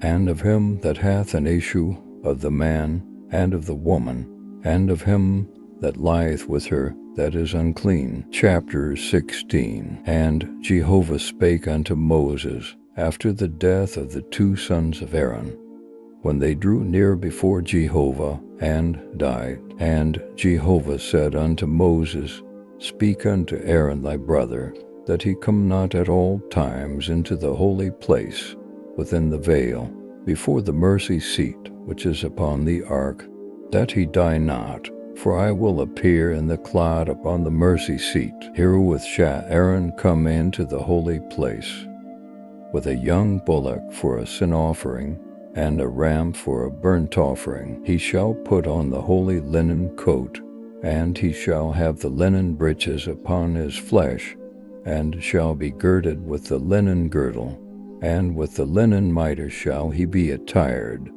They are the holy garments. And he shall bathe his flesh in water, and put them on. And he shall take of the congregation of the children of Israel 2 he-goats for a sin offering, and 1 ram for a burnt offering. And Aaron shall present the bullock of the sin offering, which is for himself, and make atonement for himself and for his house. And he shall take the 2 goats, and set them before Jehovah, the door of the tent of meeting. And Aaron shall cast lots upon the 2 goats, 1 lot for Jehovah, and the other lot for Azazel. And Aaron shall present the goat upon which the lot fell for Jehovah, and offer him for a sin offering. But the goat on which the lot fell for Azazel shall be set alive before Jehovah, to make atonement for him, to send him away for Azazel into the wilderness. And Aaron shall present the bullock of the sin offering,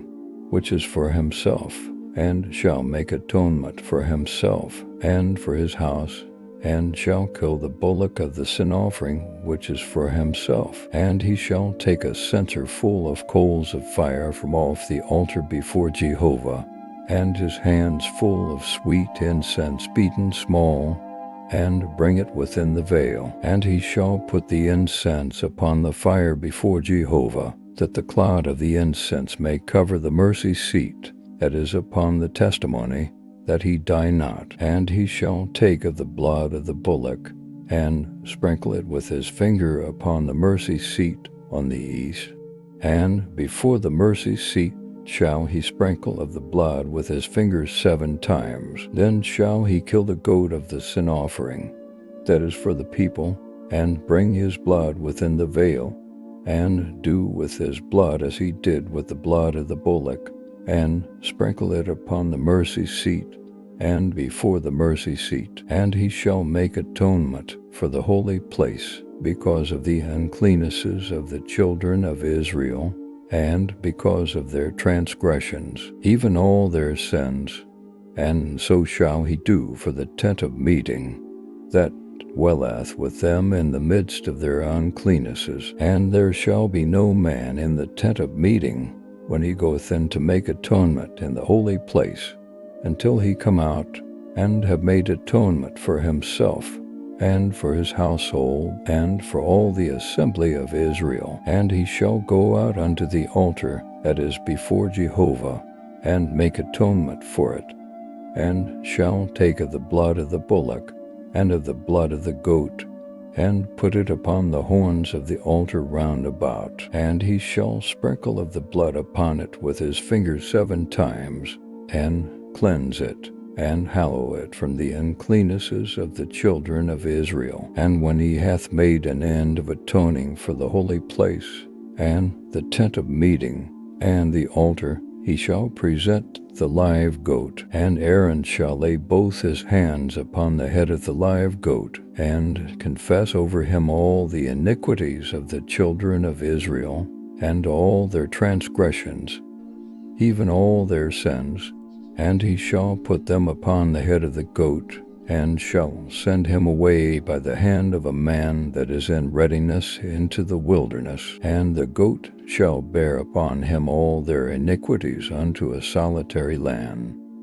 And he shall let go the goat in the wilderness. And Aaron shall come into the tent of meeting, and shall put off the linen garments, which he put on when he went into the holy place, and shall leave them there. And he shall bathe his flesh in water in a holy place, and put on his garments, and come forth, and offer his burnt offering and the burnt offering of the people, and make atonement for himself and for the people. And the fat of the sin offering shall he burn upon the altar. And he that letteth go the goat for Azazel shall wash his clothes, and bathe his flesh in water, and afterward he shall come into the camp. And the bullock of the sin offering, and the goat of the sin offering, whose blood was brought in to make atonement in the holy place, shall be carried forth without the camp.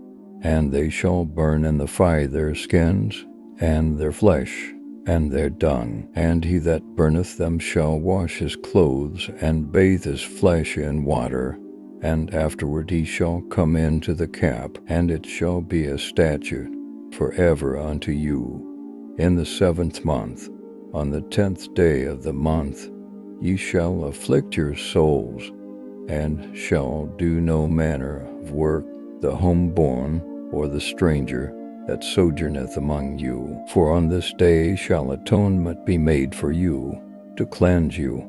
From all your sins shall ye be clean before Jehovah. It is a Sabbath of solemn rest unto you, and ye shall afflict your souls.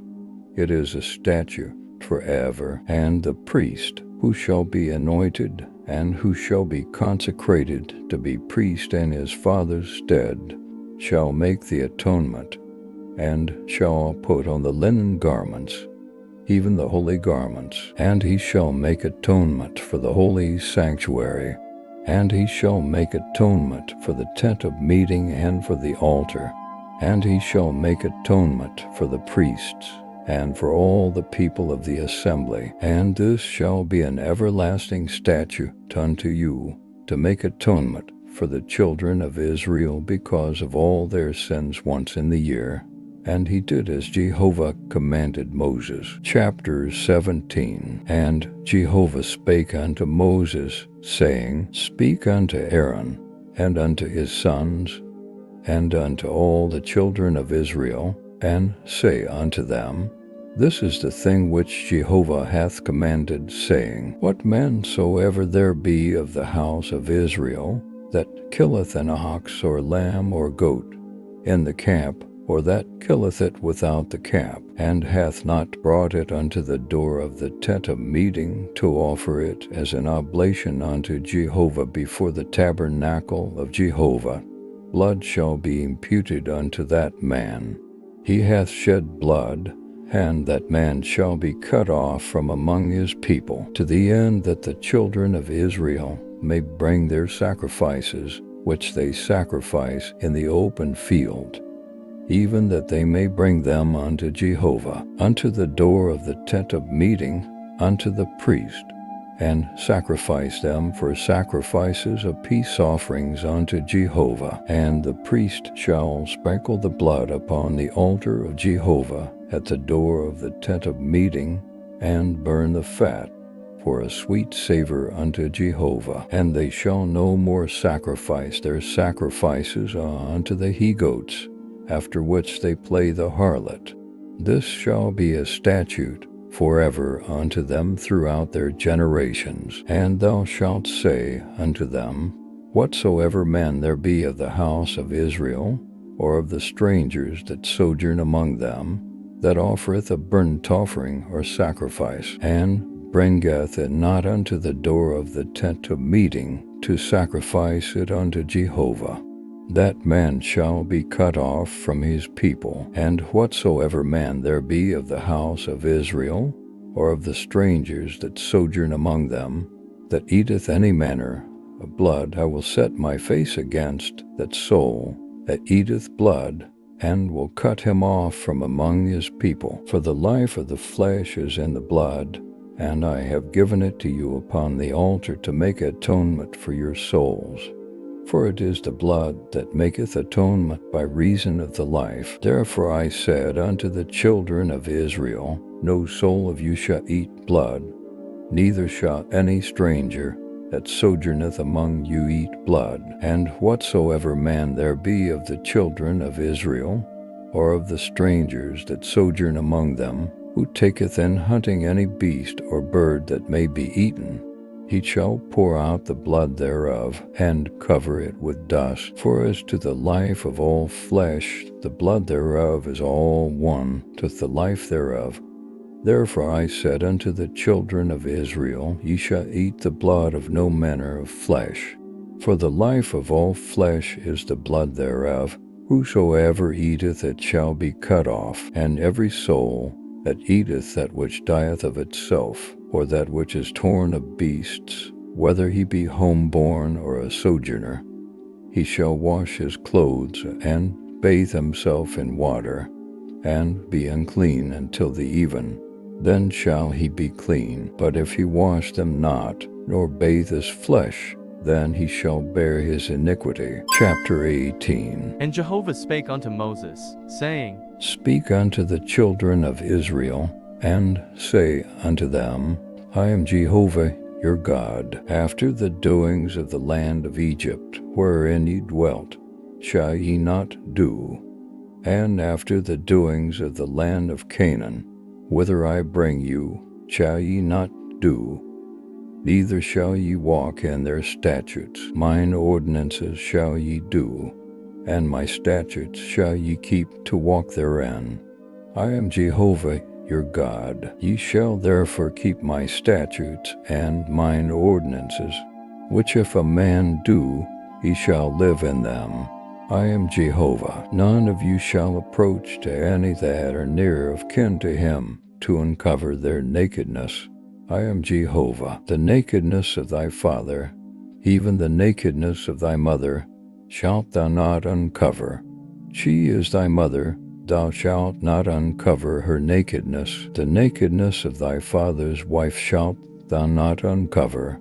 It is thy father's nakedness. The nakedness of thy sister, the daughter of thy father, or the daughter of thy mother, whether born at home or born abroad, even their nakedness thou shalt not uncover. The nakedness of thy son's daughter, or of thy daughter's daughter, even their nakedness thou shalt not uncover. For theirs is thine own nakedness, the nakedness of thy father's wife's daughter, begotten of thy father. She is thy sister. Thou shalt not uncover her nakedness. Thou shalt not uncover the nakedness of thy father's sister. She is thy father's near kinswoman. Thou shalt not uncover the nakedness of thy mother's sister, for she is thy mother's near kinswoman. Thou shalt not uncover the nakedness of thy father's brother. Thou shalt not approach to his wife. She is thine aunt. Thou shalt not uncover the nakedness of thy daughter-in-law. She is thy son's wife. Thou shalt not uncover her nakedness. Thou shalt not uncover the nakedness of thy brother's wife. It is thy brother's nakedness. Thou shalt not uncover the nakedness of a woman and her daughter. Thou shalt not take her son's daughter or her daughter's daughter to uncover her nakedness. They are near kinswomen. It is wickedness. And thou shalt not take a wife to her sister, to be a rival to her, to uncover her nakedness, besides the other in her lifetime. And thou shalt not approach unto a woman to uncover her nakedness, as long as she is impure by her uncleanness. And thou shalt not lie carnally with thy neighbor's wife, to defile thyself with her. And thou shalt not give any of thy seed to make them pass through the fire to Molech. Neither shalt thou profane the name of thy God. I am Jehovah. Thou shalt not lie with mankind as with womankind. It is abomination. And thou shalt not lie with any beast to defile thyself therewith. Neither shall any woman stand before a beast to lie down thereto. It is confusion. Defile not ye yourselves in any of these things, for in all these the nations are defiled which I cast out from before you, and the land is defiled. Therefore I do visit the iniquity thereof upon it, and the land vomiteth out her inhabitants. Ye therefore shall keep my statutes and mine ordinances, and shall not do any of these abominations, neither the homeborn, nor the stranger that sojourneth among you. For all these abominations have the men of the land done, that were before you, and the land is defiled, that the land vomit not you out also when ye defile it, as it vomited out the nation that was before you. For whosoever shall do any of these abominations, even the souls that do them shall be cut off from among their people. Therefore shall ye keep my charge, that ye practice not any of these abominable customs which were practiced before you, and that ye defile not yourselves therein. I am Jehovah your God. Chapter 19. And Jehovah spake unto Moses, saying, Speak unto all the congregation of the children of Israel, and say unto them, Ye shall be holy, for I Jehovah your God am holy. Ye shall fear every man his mother and his father, and ye shall keep my Sabbaths. I am Jehovah your God. Turn ye not unto idols, nor make to yourselves molten gods. I am Jehovah your God. And when ye offer a sacrifice of peace offerings unto Jehovah, ye shall offer it, that ye may be accepted. It shall be eaten the same day ye offer it, and on the morrow.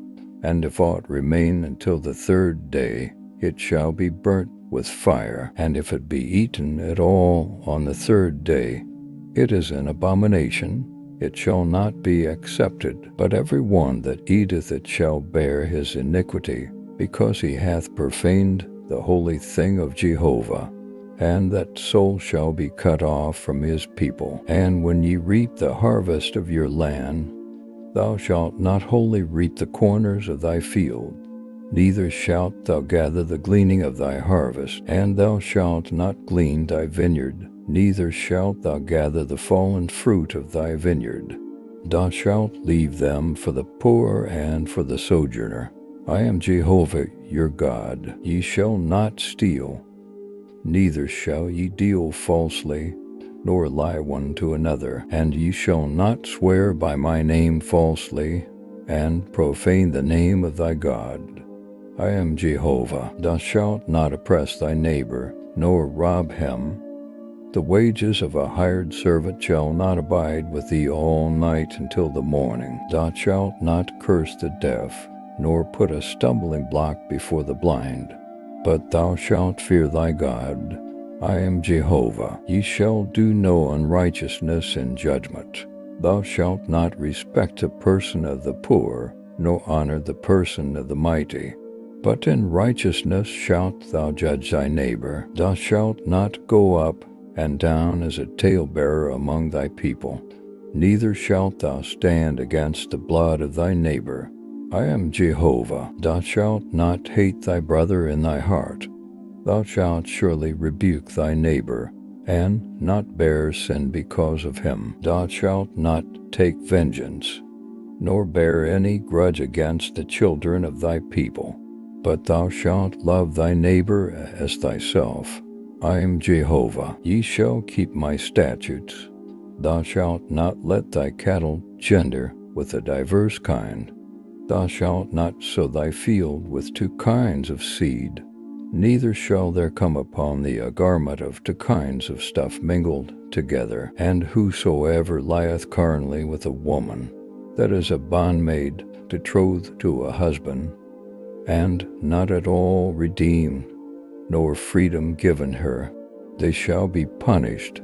They shall not be put to death, because she was not free. And he shall bring his trespass offering unto Jehovah, unto the door of the tent of meeting, even a ram for a trespass offering. And the priest shall make atonement for him with the ram of the trespass offering before Jehovah, for his sin which he hath sinned. And the sin which he hath sinned shall be forgiven him. And when ye shall come into the land, and shall have planted all manner of trees for food, then ye shall count the fruit thereof as their uncircumcision. 3 years shall they be as uncircumcised unto you. It shall not be eaten. But in the 4th year all the fruit thereof shall be holy, for giving praise unto Jehovah. And in the 5th year shall ye eat of the fruit thereof, that it may yield unto you the increase thereof. I am Jehovah your God. Ye shall not eat anything with the blood, neither shall ye use enchantments, nor practice augury. Ye shall not round the corners of your heads, neither shalt thou mar the corners of thy beard. Ye shall not make any cuttings in your flesh for the dead, nor print any marks upon you. I am Jehovah. Profane not thy daughter, to make her a harlot, lest the land fall to whoredom, and the land become full of wickedness. Ye shall keep my Sabbaths, and reverence my sanctuary. I am Jehovah. Turn ye not unto them that have familiar spirits, nor unto the wizards. Seek them not out to be defiled by them. I am Jehovah your God. Thou shalt rise up before the hoary head, and honor the face of the old man, and thou shalt fear thy God. I am Jehovah. And if a stranger sojourn with thee in your land, ye shall not do him wrong. The stranger that sojourneth with you shall be unto you as a homeborn among you, and thou shalt love him as thyself. For ye were sojourners in the land of Egypt. I am Jehovah your God. Ye shall do no unrighteousness in judgment, in measures of lengths of weight, or of quantity. Just balances, just weights, a just ephah, and a just hind shall ye have. I am Jehovah your God, who brought you out of the land of Egypt. And ye shall observe all my statutes, and all mine ordinances, and do them. I am Jehovah. Chapter 20. And Jehovah spake unto Moses, saying, Moreover, thou shalt say to the children of Israel, whosoever he be of the children of Israel, or of the strangers that sojourn in Israel, that giveth of his seed unto Moloch, he shall surely be put to death. The people of the land shall stone him with stones. I also will set my face against that man, and will cut him off from among his people, because he hath given of his seed unto Molech, to defile my sanctuary, and to profane my holy name. And if the people of the land do at all hide their eyes from that man, when he giveth of his seed unto Molech, and put him not to death, then I will set my face against that man, and against his family, and will cut him off, and all that play the harlot after him, to play the harlot with Molech, from among their people. And the soul that turneth unto them that have familiar spirits, and unto the wizards, to play the harlot after them, I will even set my face against that soul, and will cut him off from among his people. Sanctify yourselves therefore, and be ye holy, for I am Jehovah your God, and ye shall keep my statutes, and do them. I am Jehovah who sanctifieth you. For every one that curseth his father or his mother shall surely be put to death. He hath cursed his father or his mother, his blood shall be upon him. And the man that committeth adultery with another man's wife, even he that committeth adultery with his neighbor's wife, the adulterer and the adulteress shall surely be put to death. And the man that lieth with his father's wife hath uncovered his father's nakedness. Both of them shall surely be put to death. Their blood shall be upon them. And if a man lie with his daughter-in-law, both of them shall surely be put to death. They have wrought confusion. Their blood shall be upon them. And if a man lie with mankind as with womankind, both of them have committed abomination. They shall surely be put to death.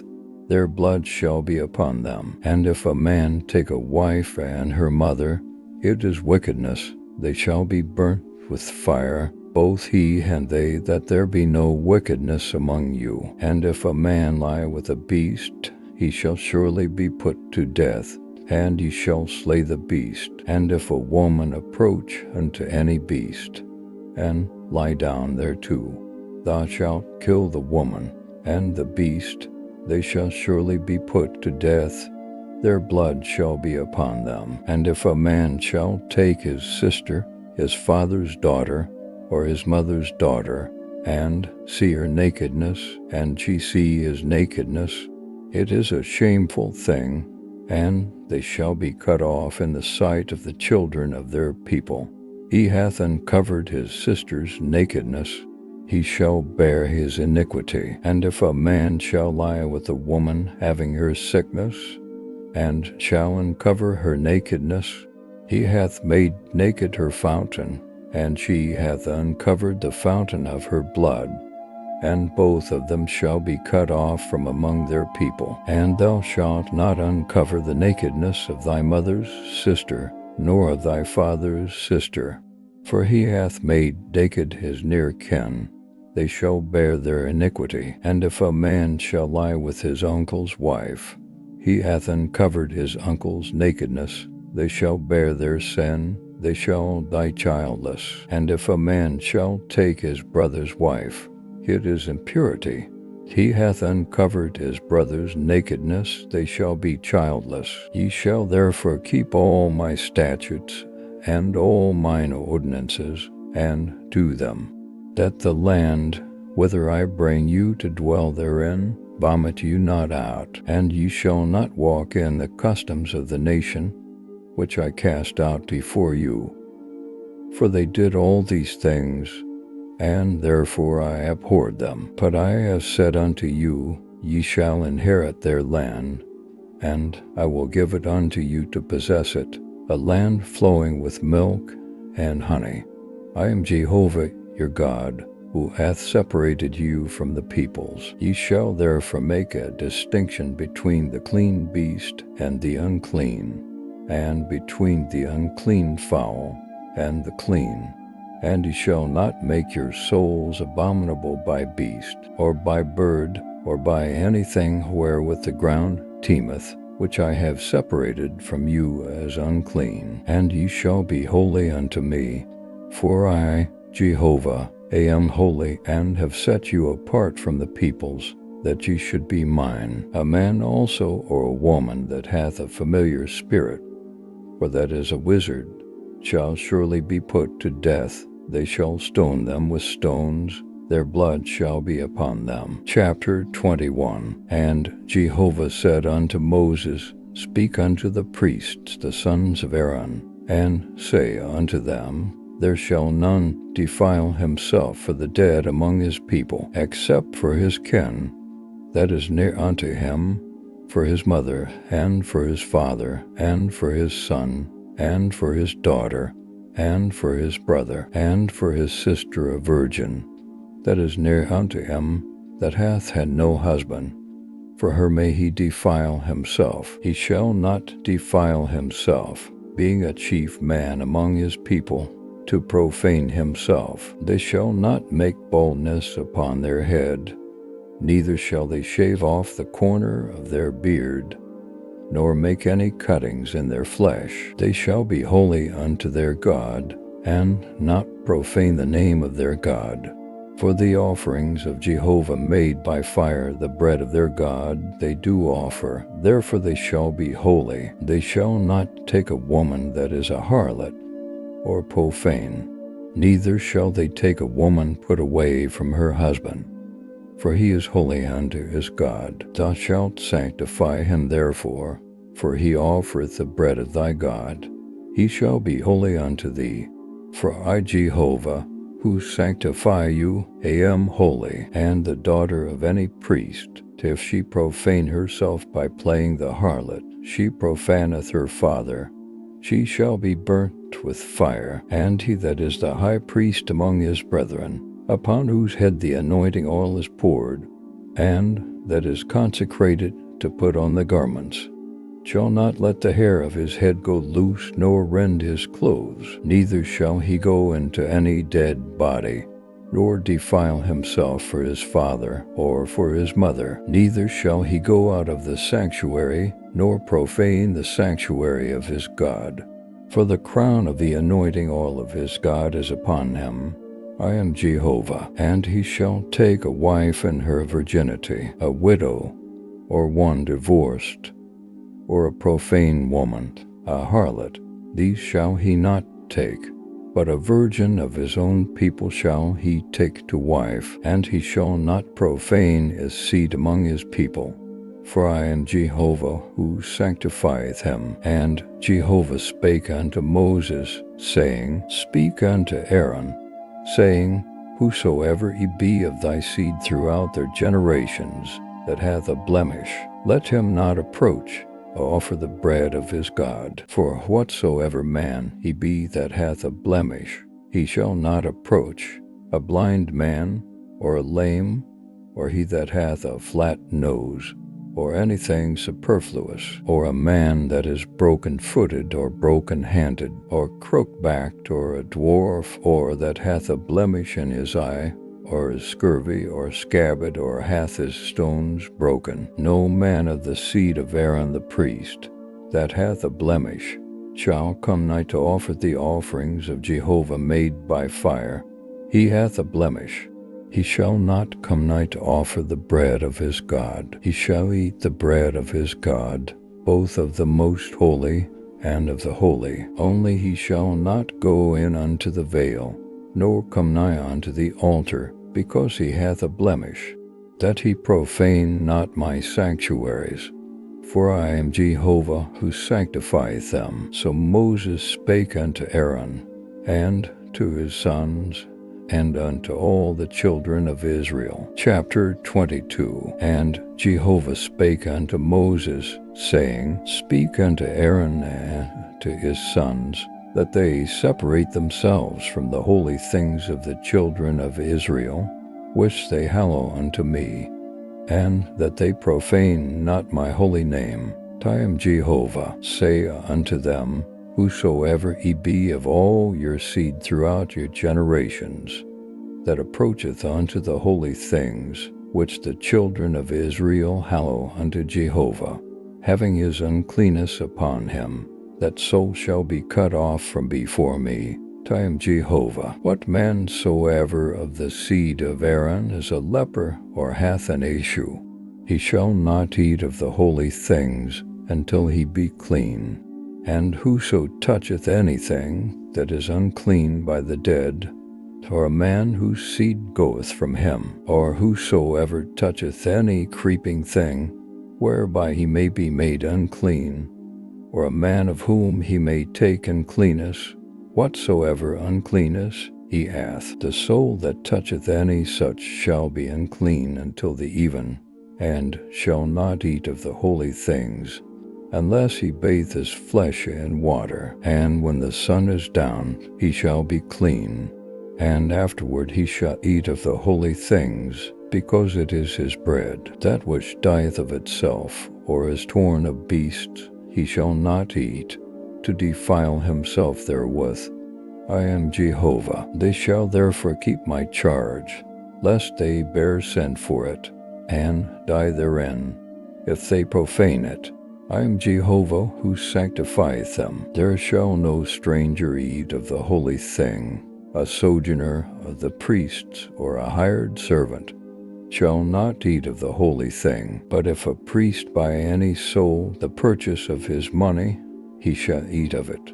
And such as are born in his house, they shall eat of his bread. And if a priest's daughter be married unto a stranger, she shall not eat of the heave offering of the holy things. But if a priest's daughter be a widow or divorced, and have no child, and be returned unto her father's house, as in her youth, she shall eat of her father's bread, but there shall no stranger eat thereof. And if a man eat of the holy thing unwittingly, then he shall put the fifth part thereof unto it, and shall give unto the priest the holy thing. And they shall not profane the holy things of the children of Israel, which they offer unto Jehovah, and so cause them to bear the iniquity that bringeth guilt when they eat their holy things. For I am Jehovah who sanctifieth them. And Jehovah spake unto Moses, saying, Speak unto Aaron, and to his sons, and unto all the children of Israel, and say unto them, Whosoever he be of the house of Israel, or of the sojourners in Israel, that offereth his oblation, whether it be any of their vows, or any of their freewill offerings, which they offer unto Jehovah for a burnt offering, that ye may be accepted, ye shall offer a male without blemish, of the bullocks, of the sheep, or of the goats. But whatsoever hath a blemish, that shall ye not offer, for it shall not be acceptable for you. And whosoever offereth a sacrifice of peace offerings unto Jehovah to accomplish a vow, or for a freewill offering of the herd or of the flock, it shall be perfect to be accepted. There shall be no blemish therein, blind or broken, or maimed, or having a wen or scurvy, or scabbard. Ye shall not offer these unto Jehovah, nor make an offering by fire of them upon the altar unto Jehovah, either a bullock or lamb that hath anything superfluous or lacking in his parts, that mayst thou offer for a freewill offering, but for a vow it shall not be accepted. That which hath its stones bruised, or crushed, or broken, or cut, ye shall not offer unto Jehovah. Neither shall ye do thus in your land. Neither from the hand of a foreigner shall ye offer the bread of your God of any of these, because their corruption is in them, there is a blemish in them. They shall not be accepted for you. And Jehovah spake unto Moses, saying, When a bullock or a sheep or a goat is brought forth, then it shall be 7 days under the dam. And from the 8th day, and thenceforth it shall be accepted for the oblation of an offering made by fire unto Jehovah. And whether it be cow or ewe, ye shall not kill it and its young both in 1 day. And when ye sacrifice a sacrifice of thanksgiving unto Jehovah, ye shall sacrifice it that ye may be accepted. On the same day it shall be eaten, ye shall leave none of it until the morning. I am Jehovah. Therefore shall ye keep my commandments, and do them. I am Jehovah, and ye shall not profane my holy name, but I will be hallowed among the children of Israel. I am Jehovah, who halloweth you, who brought you out of the land of Egypt, to be your God. I am Jehovah. Chapter 23. And Jehovah spake unto Moses, saying, Speak unto the children of Israel, and say unto them the set feasts of Jehovah, which ye shall proclaim to be holy convocations. Even these are my set feasts. 6 days shall work be done, but on the 7th day is a Sabbath of solemn rest, a holy convocation. Ye shall do no manner of work. It is a Sabbath unto Jehovah in all your dwellings. These are the set feasts of Jehovah, even holy convocations, which ye shall proclaim in their appointed season. In the 1st month, on the 14th day of the month at even, 'tis Jehovah's Passover, and on the 15th day of the same month is the feast of unleavened bread unto Jehovah. 7 days ye shall eat unleavened bread. In the 1st day ye shall have a holy convocation. Ye shall do no servile work, but ye shall offer an offering made by fire unto Jehovah 7 days. In the 7th day is a holy convocation. Ye shall do no servile work. And Jehovah spake unto Moses, saying, Speak unto the children of Israel, and say unto them, When ye are come into the land which I give unto you, and shall reap the harvest thereof, then ye shall bring the sheaf of the first fruits of your harvest unto the priest, and he shall wave the sheaf before Jehovah, to be accepted for you. On the morrow after the Sabbath the priest shall wave it, and in the day when ye wave the sheaf, ye shall offer a he-lamb without blemish, a year old, for a burnt offering unto Jehovah. And the meal offering thereof shall be to 10th parts of an ephah fine flour mingled with oil, an offering made by fire unto Jehovah for a sweet savor. And the drink offering thereof shall be of wine, the 4th part of a hin. And ye shall eat neither bread, nor parched grain, nor fresh ears, until this selfsame day, until ye have brought the oblation of your God. It is a statute forever throughout your generations in all your dwellings. And ye shall count unto you from the morrow after the Sabbath, from the day that ye brought the sheaf of the wave offering. 7 Sabbaths shall there be complete. Even unto the morrow after the 7th Sabbath shall ye number 50 days. And ye shall offer a new meal offering unto Jehovah. Ye shall bring out of your habitations to wave loaves of the 10th parts of an ephah. They shall be of fine flour. They shall be baken with leaven, for first fruits unto Jehovah. And ye shall present with the bread 7 lambs, without blemish, a year old, and 1 young bullock, and to rams. They shall be a burnt offering unto Jehovah, with their meal offering, and their drink offerings, even an offering made by fire, of a sweet savor unto Jehovah. And ye shall offer 1 he-goat for a sin offering, and 2 he-lambs a year old for a sacrifice of peace offerings. And the priest shall wave them with the bread of the first fruits for a wave offering before Jehovah, with the 2 lambs. They shall be holy to Jehovah for the priest. And ye shall make proclamation on the selfsame day. There shall be a holy convocation unto you. Ye shall do no servile work. It is a statute forever in all your dwellings throughout your generations. And when ye reap the harvest of your land, thou shalt not wholly reap the corners of thy field, neither shalt thou gather the gleaning of thy harvest. Thou shalt leave them for the poor and for the sojourner. I am Jehovah your God. And Jehovah spake unto Moses, saying, Speak unto the children of Israel, saying, In the 7th month, on the 1st day of the month, shall be a solemn rest unto you, a memorial of blowing of trumpets, a holy convocation. Ye shall do no servile work, and ye shall offer an offering made by fire unto Jehovah. And Jehovah spake unto Moses, saying, Howbeit on the 10th day of this 7th month is the day of atonement. It shall be a holy convocation unto you, and ye shall afflict your souls. And ye shall offer an offering made by fire unto Jehovah, and ye shall do no manner of work in that same day. For it is a day of atonement, to make atonement for you before Jehovah your God. For whatsoever soul it be that shall not be afflicted in that same day, he shall be cut off from his people. And whatsoever soul it be that doeth any manner of work in that same day, that soul will I destroy from among his people. And whatsoever soul it be that doeth any manner of work in that same day, that soul will I destroy from among his people. Ye shall do no manner of work.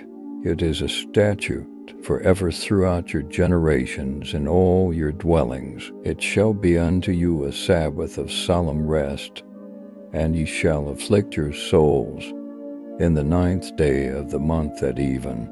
From even unto even shall ye keep your Sabbath. And Jehovah spake unto Moses, saying, Speak unto the children of Israel, saying, On the 15th day of this 7th month is the Feast of Tabernacles, for 7 days unto Jehovah. On the 1st day shall be a holy convocation. Ye shall do no servile work. 7 days ye shall offer an offering made by fire unto Jehovah. On the 8th day shall be a holy convocation unto you, and ye shall offer an offering made by fire unto Jehovah. It is a solemn assembly. Ye shall do no servile work. These are the set feasts of Jehovah, which ye shall proclaim to be holy convocations, to offer an offering made by fire unto Jehovah, a burnt offering, and a meal offering, a sacrifice, and drink offerings, each on its own day, besides the Sabbaths of Jehovah, and besides your gifts, and besides all your vows, and besides all your freewill offerings, which ye give unto Jehovah. Howbeit on the 15th day of the 7th month, when ye have gathered in the fruits of the land, ye shall keep the feast of Jehovah 7 days.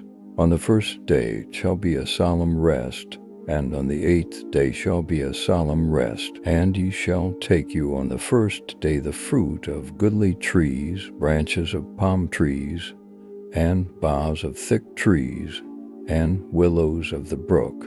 And ye shall rejoice before Jehovah your God 7 days, and ye shall keep it a feast unto Jehovah 7 days in the year. It is a statute forever throughout your generations. Ye shall keep it in the 7th month. Ye shall dwell in booths 7 days.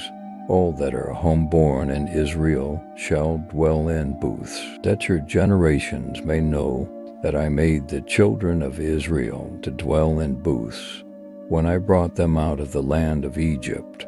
I am Jehovah your God. And Moses declared unto the children of Israel the set feasts of Jehovah. 24. And Jehovah spake unto Moses, saying, Command the children of Israel that they bring unto thee pure olive oil beaten for the light, to cause a lamp to burn continually without the veil of the testimony in the tent of meeting. Shall Aaron keep it in order from evening to morning before Jehovah continually. It shall be a statute forever throughout your generations. He shall keep in order the lamps upon the pure candlestick before Jehovah continually. And thou shalt take fine flour, and bake 12 cakes thereof. To 10th parts of an ephah shall be in 1 cake. And thou shalt set them into rows, 6 on a row, upon the pure table before Jehovah. And thou shalt put pure frankincense upon each row, that it may be to the bread for a memorial, even an offering made by fire unto Jehovah. Every Sabbath day ye shall set it in order before Jehovah continually. It is on the behalf of the children of Israel an everlasting covenant, and it shall be for Aaron and his sons, and they shall eat it in a holy place. For it is most holy unto him of the offerings of Jehovah made by fire by a perpetual statute. And the son of an Israelitish woman, whose father was an Egyptian, went out among the children of Israel. And the son of the Israelitish woman and a man of Israel strove together in the camp. And the son of the Israelitish woman blasphemed the name and cursed. And they brought him unto Moses, and his mother's name was Shelemith, the daughter of Dibri, of the tribe of Dan. And they put him in ward, that it might be declared unto them at the mouth of Jehovah. And Jehovah spake unto Moses, saying, Bring forth him that hath cursed without the camp, and let all that heard him lay their hands upon his head, and let all the congregation stone him. And thou shalt speak unto the children of Israel, saying, Whosoever curseth his God shall bear his sin, and he that blasphemeth the name of Jehovah, he shall surely be put to death.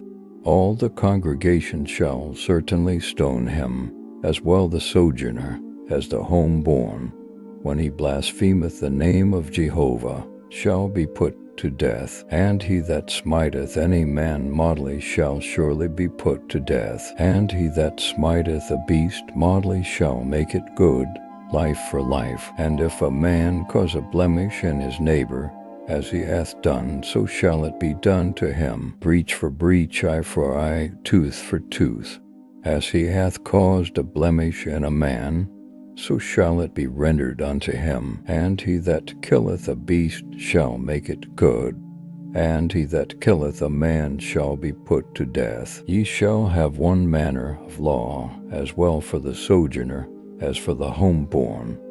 For I am Jehovah your God. And Moses spake to the children of Israel, and they brought forth him that had cursed out of the camp, and stoned him with stones. And the children of Israel did as Jehovah commanded Moses. 25. And Jehovah spake unto Moses in Mount Sinai, saying, Speak unto the children of Israel, and say unto them, When ye come into the land which I give you, then shall the land keep a Sabbath unto Jehovah. 6 years thou shalt sow thy field, and 6 years thou shalt prune thy vineyard, and gather in the fruits thereof. But in the 7th year shall be a Sabbath of solemn rest for the land, a Sabbath unto Jehovah. Thou shalt neither sow thy field, nor prune thy vineyard. That which groweth of itself of thy harvest thou shalt not reap, and the grapes of thy undressed vine thou shalt not gather. It shall be a year of solemn rest for the land, and the Sabbath of the land shall be for food for you, for thee, and for thy servant, and for thy maid, and for thy hired servant, and for thy stranger who sojourn with thee, and for thy cattle, and for the beasts that are in thy land, shall all the increase thereof be for food. And thou shalt number 7 Sabbaths of years unto thee, 7 times 7 years. And there shall be unto thee the days of 7 Sabbaths of years, even 49 years. Then shalt thou send abroad the loud trumpet on the 10th day of the 7th month. In the day of atonement shall ye send abroad the trumpet throughout all your land, and ye shall hallow the 50th year, and proclaim liberty throughout the land unto all the inhabitants thereof. It shall be a jubilee unto you. And ye shall return every man unto his possession, and ye shall return every man unto his family. A jubilee shall that 50th year be unto you. Ye shall not sow, neither reap that which groweth of itself in it, nor gather the grapes in it of the unrest vines. For it is a jubilee, it shall be holy unto you. Ye shall eat the increase thereof out of the field. In this year of jubilee ye shall return every man unto his possession. And if thou sell aught unto thy neighbor, or buy of thy neighbor's hand, ye shall not wrong one another. According to the number of years after the jubilee thou shalt buy of thy neighbor, and according unto the number of years of the crops he shall sell unto thee. According to the multitude of the years thou shalt increase the price thereof, and according to the fewness of the years thou shalt diminish the price of it. For the number of the crops doth he sell unto thee, and ye shall not wrong one another, but thou shalt fear thy God. For I am Jehovah your God. Wherefore ye shall do my statutes, and keep mine ordinances, and do them, and ye shall dwell in the land in safety, and the land shall yield its fruit, and ye shall eat your fill, and dwell therein in safety. And if ye shall say, What shall we eat the 7th year? Behold, we shall not sow, nor gather in our increase. Then I will command my blessing upon you in the 6th year, and it shall bring forth fruit for the 3 years. And ye shall sow the 8th year, and eat of the fruits, the old store, until the 9th year. Until its fruits come in, ye shall eat the old store, and the land shall not be sold in perpetuity. For the land is mine, for ye are strangers and sojourners with me, and in all the land of your possession ye shall grant a redemption for the land. If thy brother be waxed poor, and sell some of his possession, then shall his kinsman that is next unto him come, and shall redeem that which his brother hath sold. And if a man have no one to redeem it, and he be waxed rich and find sufficient to redeem it, then let him reckon the years of the sale thereof, and restore the overplus unto the man to whom he sold it, and he shall return unto his possession. But if he be not able to get it back for himself, then that which he hath sold shall remain in the hand of him that hath bought it until the year of Jubilee. And in the Jubilee it shall go out, and he shall return unto his possession. And if a man sell a dwelling house in a walled city, then he may redeem it within a whole year after it is sold. For a full year shall he have the right of redemption, and if it be not redeemed within the space of a full year, then the house that is in the walled city shall be made sure in perpetuity to him that bought it, throughout his generations. It shall not go out in the Jubilee, but the houses of the villages which have no wall round about them shall be reckoned with the fields of the country. They may be redeemed, and they shall go out in the Jubilee. Nevertheless, the cities of the Levites, the houses of the cities of their possession, may the Levites redeem at any time. And if one of the Levites redeem, then the house that was sold and the city of his possession shall go out in the Jubilee. For the houses of the cities of the Levites are their possession among the children of Israel. But the field of the suburbs of their cities may not be sold, for it is their perpetual possession. And if thy brother be waxed poor, and his hand fail with thee, then thou shalt uphold him. As a stranger and a sojourner shall he live with thee. Take thou no interest of him or increase, but fear thy God, that thy brother may live with thee. Thou shalt not give him thy money upon interest, nor give him thy victuals for increase. I am Jehovah your God, who brought you forth out of the land of Egypt, to give you the land of Canaan, and to be your God. And if thy brother be waxed poor with thee, and sell himself unto thee, thou shalt not make him to serve as a bondservant, as a hired servant, and as a sojourner he shall be with thee. He shall serve with thee unto the year of Jubilee. Then shall he go out from thee, he and his children with him, and shall return unto his own family, and unto the possession of his fathers shall he return. For they are my servants, whom I brought forth out of the land of Egypt.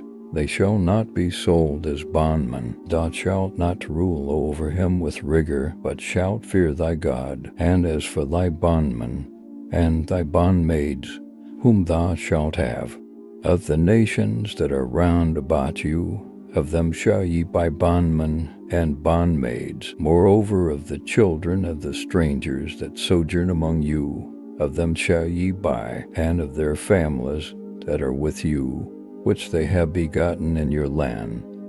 And they shall be your possession, and ye shall make them an inheritance for your children after you, to hold for a possession.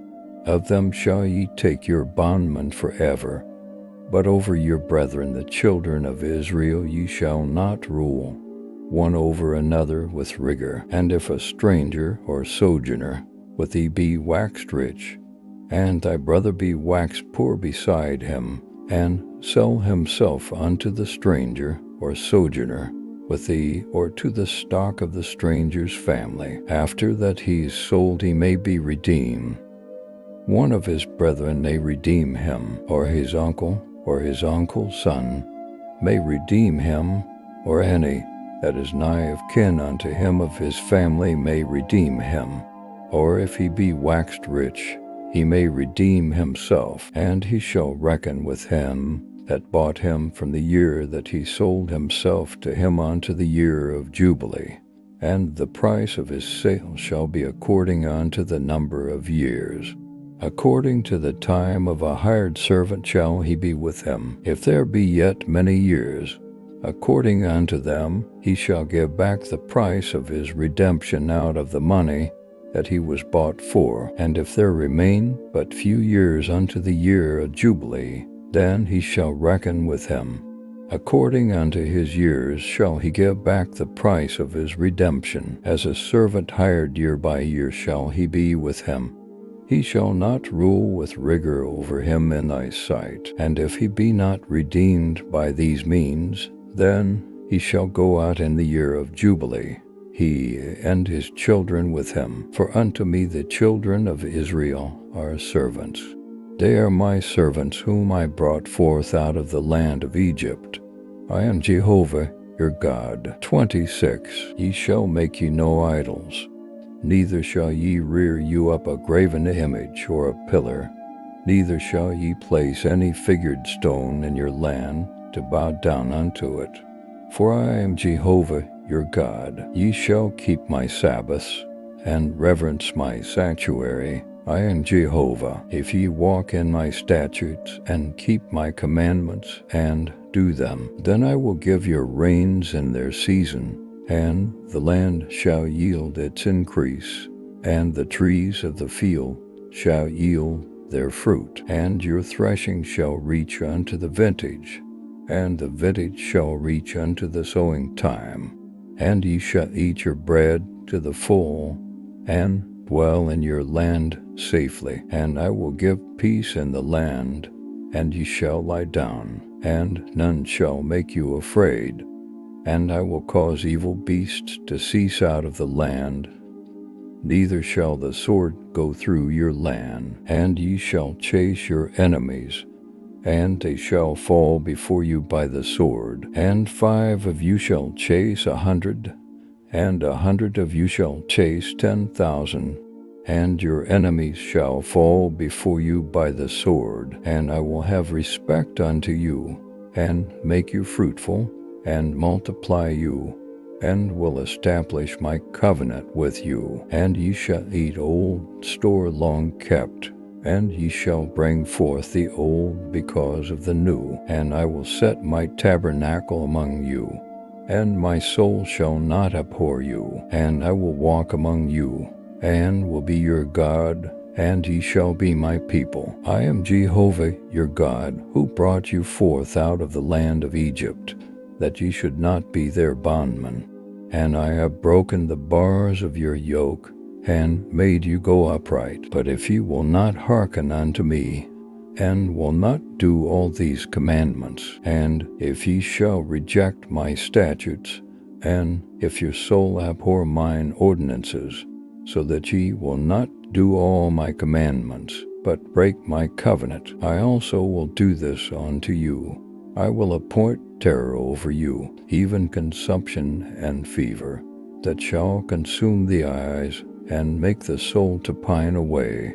And ye shall sow your seed in vain, for your enemies shall eat it, and I will set my face against you, and ye shall be smitten before your enemies. They that hate you shall rule over you, and ye shall flee when none pursueth you. And if ye will not yet for these things hearken unto me, then I will chastise you 7 times more for your sins, and I will break the pride of your power, and I will make your heaven as iron, and your earth as brass, and your strength shall be spent in vain, for your land shall not yield its increase, neither shall the trees of the land yield their fruit. And if ye walk contrary unto me, and will not hearken unto me, I will bring 7 times more plagues upon you according to your sins, and I will send the beast of the field among you, which shall rob you of your children, and destroy your cattle, and make you few in number, and your ways shall become desolate. And if by these things ye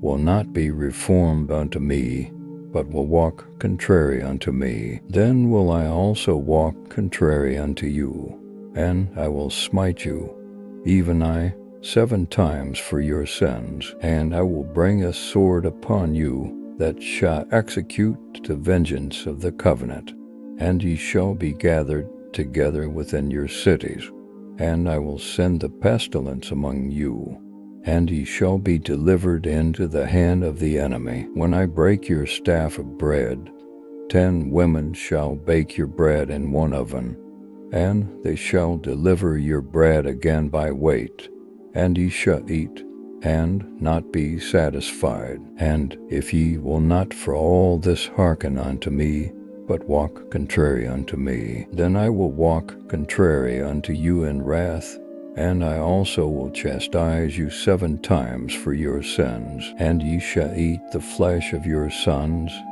and the flesh of your daughters shall ye eat. And I will destroy your high places, and cut down your sun images, and cast your dead bodies upon the bodies of your idols.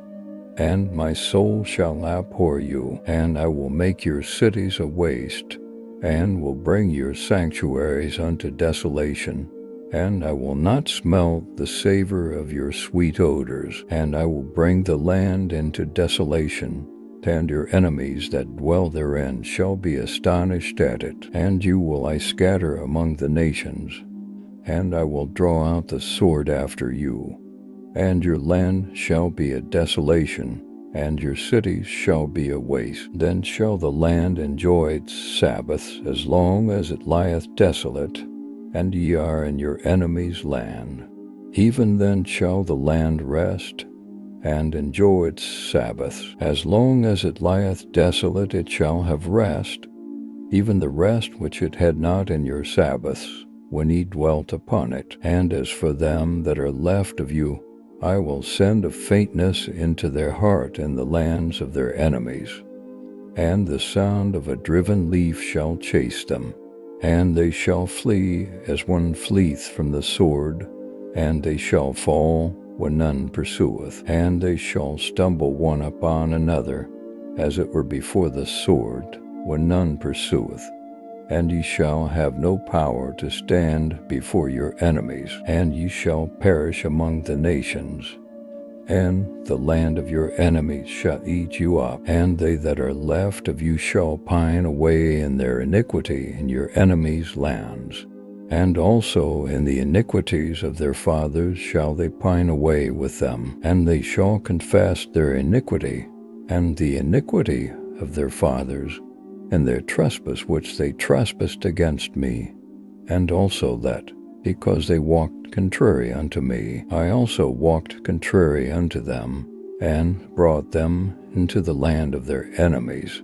If then their uncircumcised heart be humbled, and they then accept of the punishment of their iniquity. Then will I remember my covenant with Jacob, and also my covenant with Isaac, and also my covenant with Abraham will I remember, and I will remember the land. The land also shall be left by them, and shall enjoy its Sabbaths, while it lieth desolate without them, and they shall accept of the punishment of their iniquity, even because they rejected mine ordinances, and their soul abhorred my statutes. And yet for all that, when they are in the land of their enemies, I will not reject them, neither will I abhor them, to destroy them utterly, and to break my covenant with them. For I am Jehovah their God. But I will for their sakes remember the covenant of their ancestors, whom I brought forth out of the land of Egypt in the sight of the nations,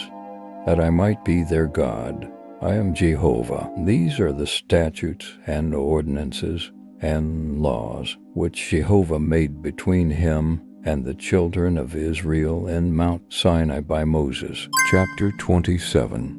And Jehovah spake unto Moses, saying, Speak unto the children of Israel, and say unto them, When a man shall accomplish a vow, the person shall be for Jehovah by thy estimation, and thy estimation shall be of the male from 20 years old, even unto 60 years old.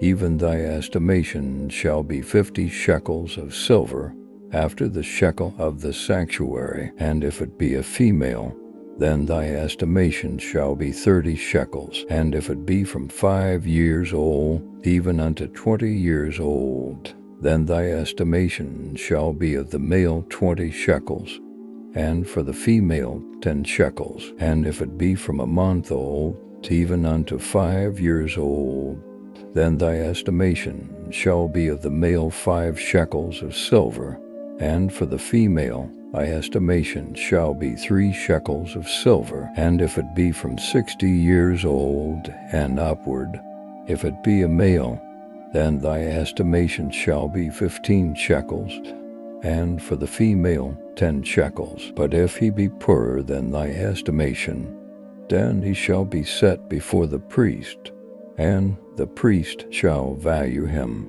According to the ability of him that vowed shall the priest value him. And if it be a beast, whereof men offer an oblation unto Jehovah, all that any man giveth of such unto Jehovah shall be holy. He shall not alter it, nor change it, a good for a bad, or a bad for a good. And if he shall at all change beast for beast, then both it and that for which it is changed shall be holy. And if it be any unclean beast, of which they do not offer an oblation unto Jehovah, then he shall set the beast before the priest, and the priest shall value it, whether it be good or bad. As thou the priest valuest it, so shall it be. But if he will indeed redeem it, then he shall add the 5th part thereof unto thy estimation. And when a man shall sanctify his house to be holy unto Jehovah, then the priest shall estimate it, whether it be good or bad, as the priest shall estimate it, so shall it stand. And if he that sanctifieth it will redeem his house, then he shall add the 5th part of the money of thy estimation unto it, and it shall be his. And if a man shall sanctify unto Jehovah part of the field of his possession, then thy estimation shall be according to the sowing thereof. The sowing of a homer of barley shall be valued at 50 shekels of silver. If he sanctify his field from the year of Jubilee, according to thy estimation it shall stand. But if he sanctify his field after the Jubilee, then the priest shall reckon unto him the money according to the years that remain unto the year of Jubilee, and an abatement shall be made from thy estimation. And if he that sanctified the field will indeed redeem it, then he shall add the 5th part of the money of thy estimation unto it, and it shall be assured to him. And if he will not redeem the field, or if he have sold the field, to another man, it shall not be redeemed any more. But the field, when it goeth out, and the Jubilee, shall be holy unto Jehovah, as a field devoted. The possession thereof shall be the priest's. And if he sanctify unto Jehovah a field which he hath bought, which is not of the field of his possession, then the priest shall reckon unto him the worth of thy estimation unto the year of Jubilee. And he shall give thine estimation in that day, as a holy thing unto Jehovah. In the year of Jubilee the field shall return unto him of whom it was bought, even to him to whom the possession of the land belongeth. And all thy estimations shall be according to the shekel of the sanctuary. 20 gerahs shall be the shekel. Only the firstling among beasts, which is made a firstling to Jehovah, no man shall sanctify it. Whether it be ox or sheep, it is Jehovah's. And if it be of an unclean beast, then he shall ransom it according to thine estimation, and shall add unto it the 5th part thereof. Or if it be not redeemed, then it shall be sold according to thy estimation. Notwithstanding, no devoted thing that a man shall devote unto Jehovah of all that he hath, whether of man or beast, or of the field of his possession, shall be sold or redeemed. Every devoted thing is most holy unto Jehovah. No one devoted that shall be devoted from among men shall be ransomed. He shall surely be put to death. And all the tithe of the land, whether of the seed of the land, or of the fruit of the tree, is Jehovah's. It is holy unto Jehovah. And if a man will redeem aught of his tithe, he shall add unto it the 5th part thereof. And all the tithe of the herd or the flock, whatsoever passeth under the rod, the 10th shall be holy unto Jehovah. He shall not search whether it be good or bad, neither shall he change it. And if he change it at all, then both it and that for which it is changed shall be holy. It shall not be redeemed. These are the commandments which Jehovah commanded Moses for the children of Israel in Mount. Kindly like, share, comment, and subscribe. Thank you.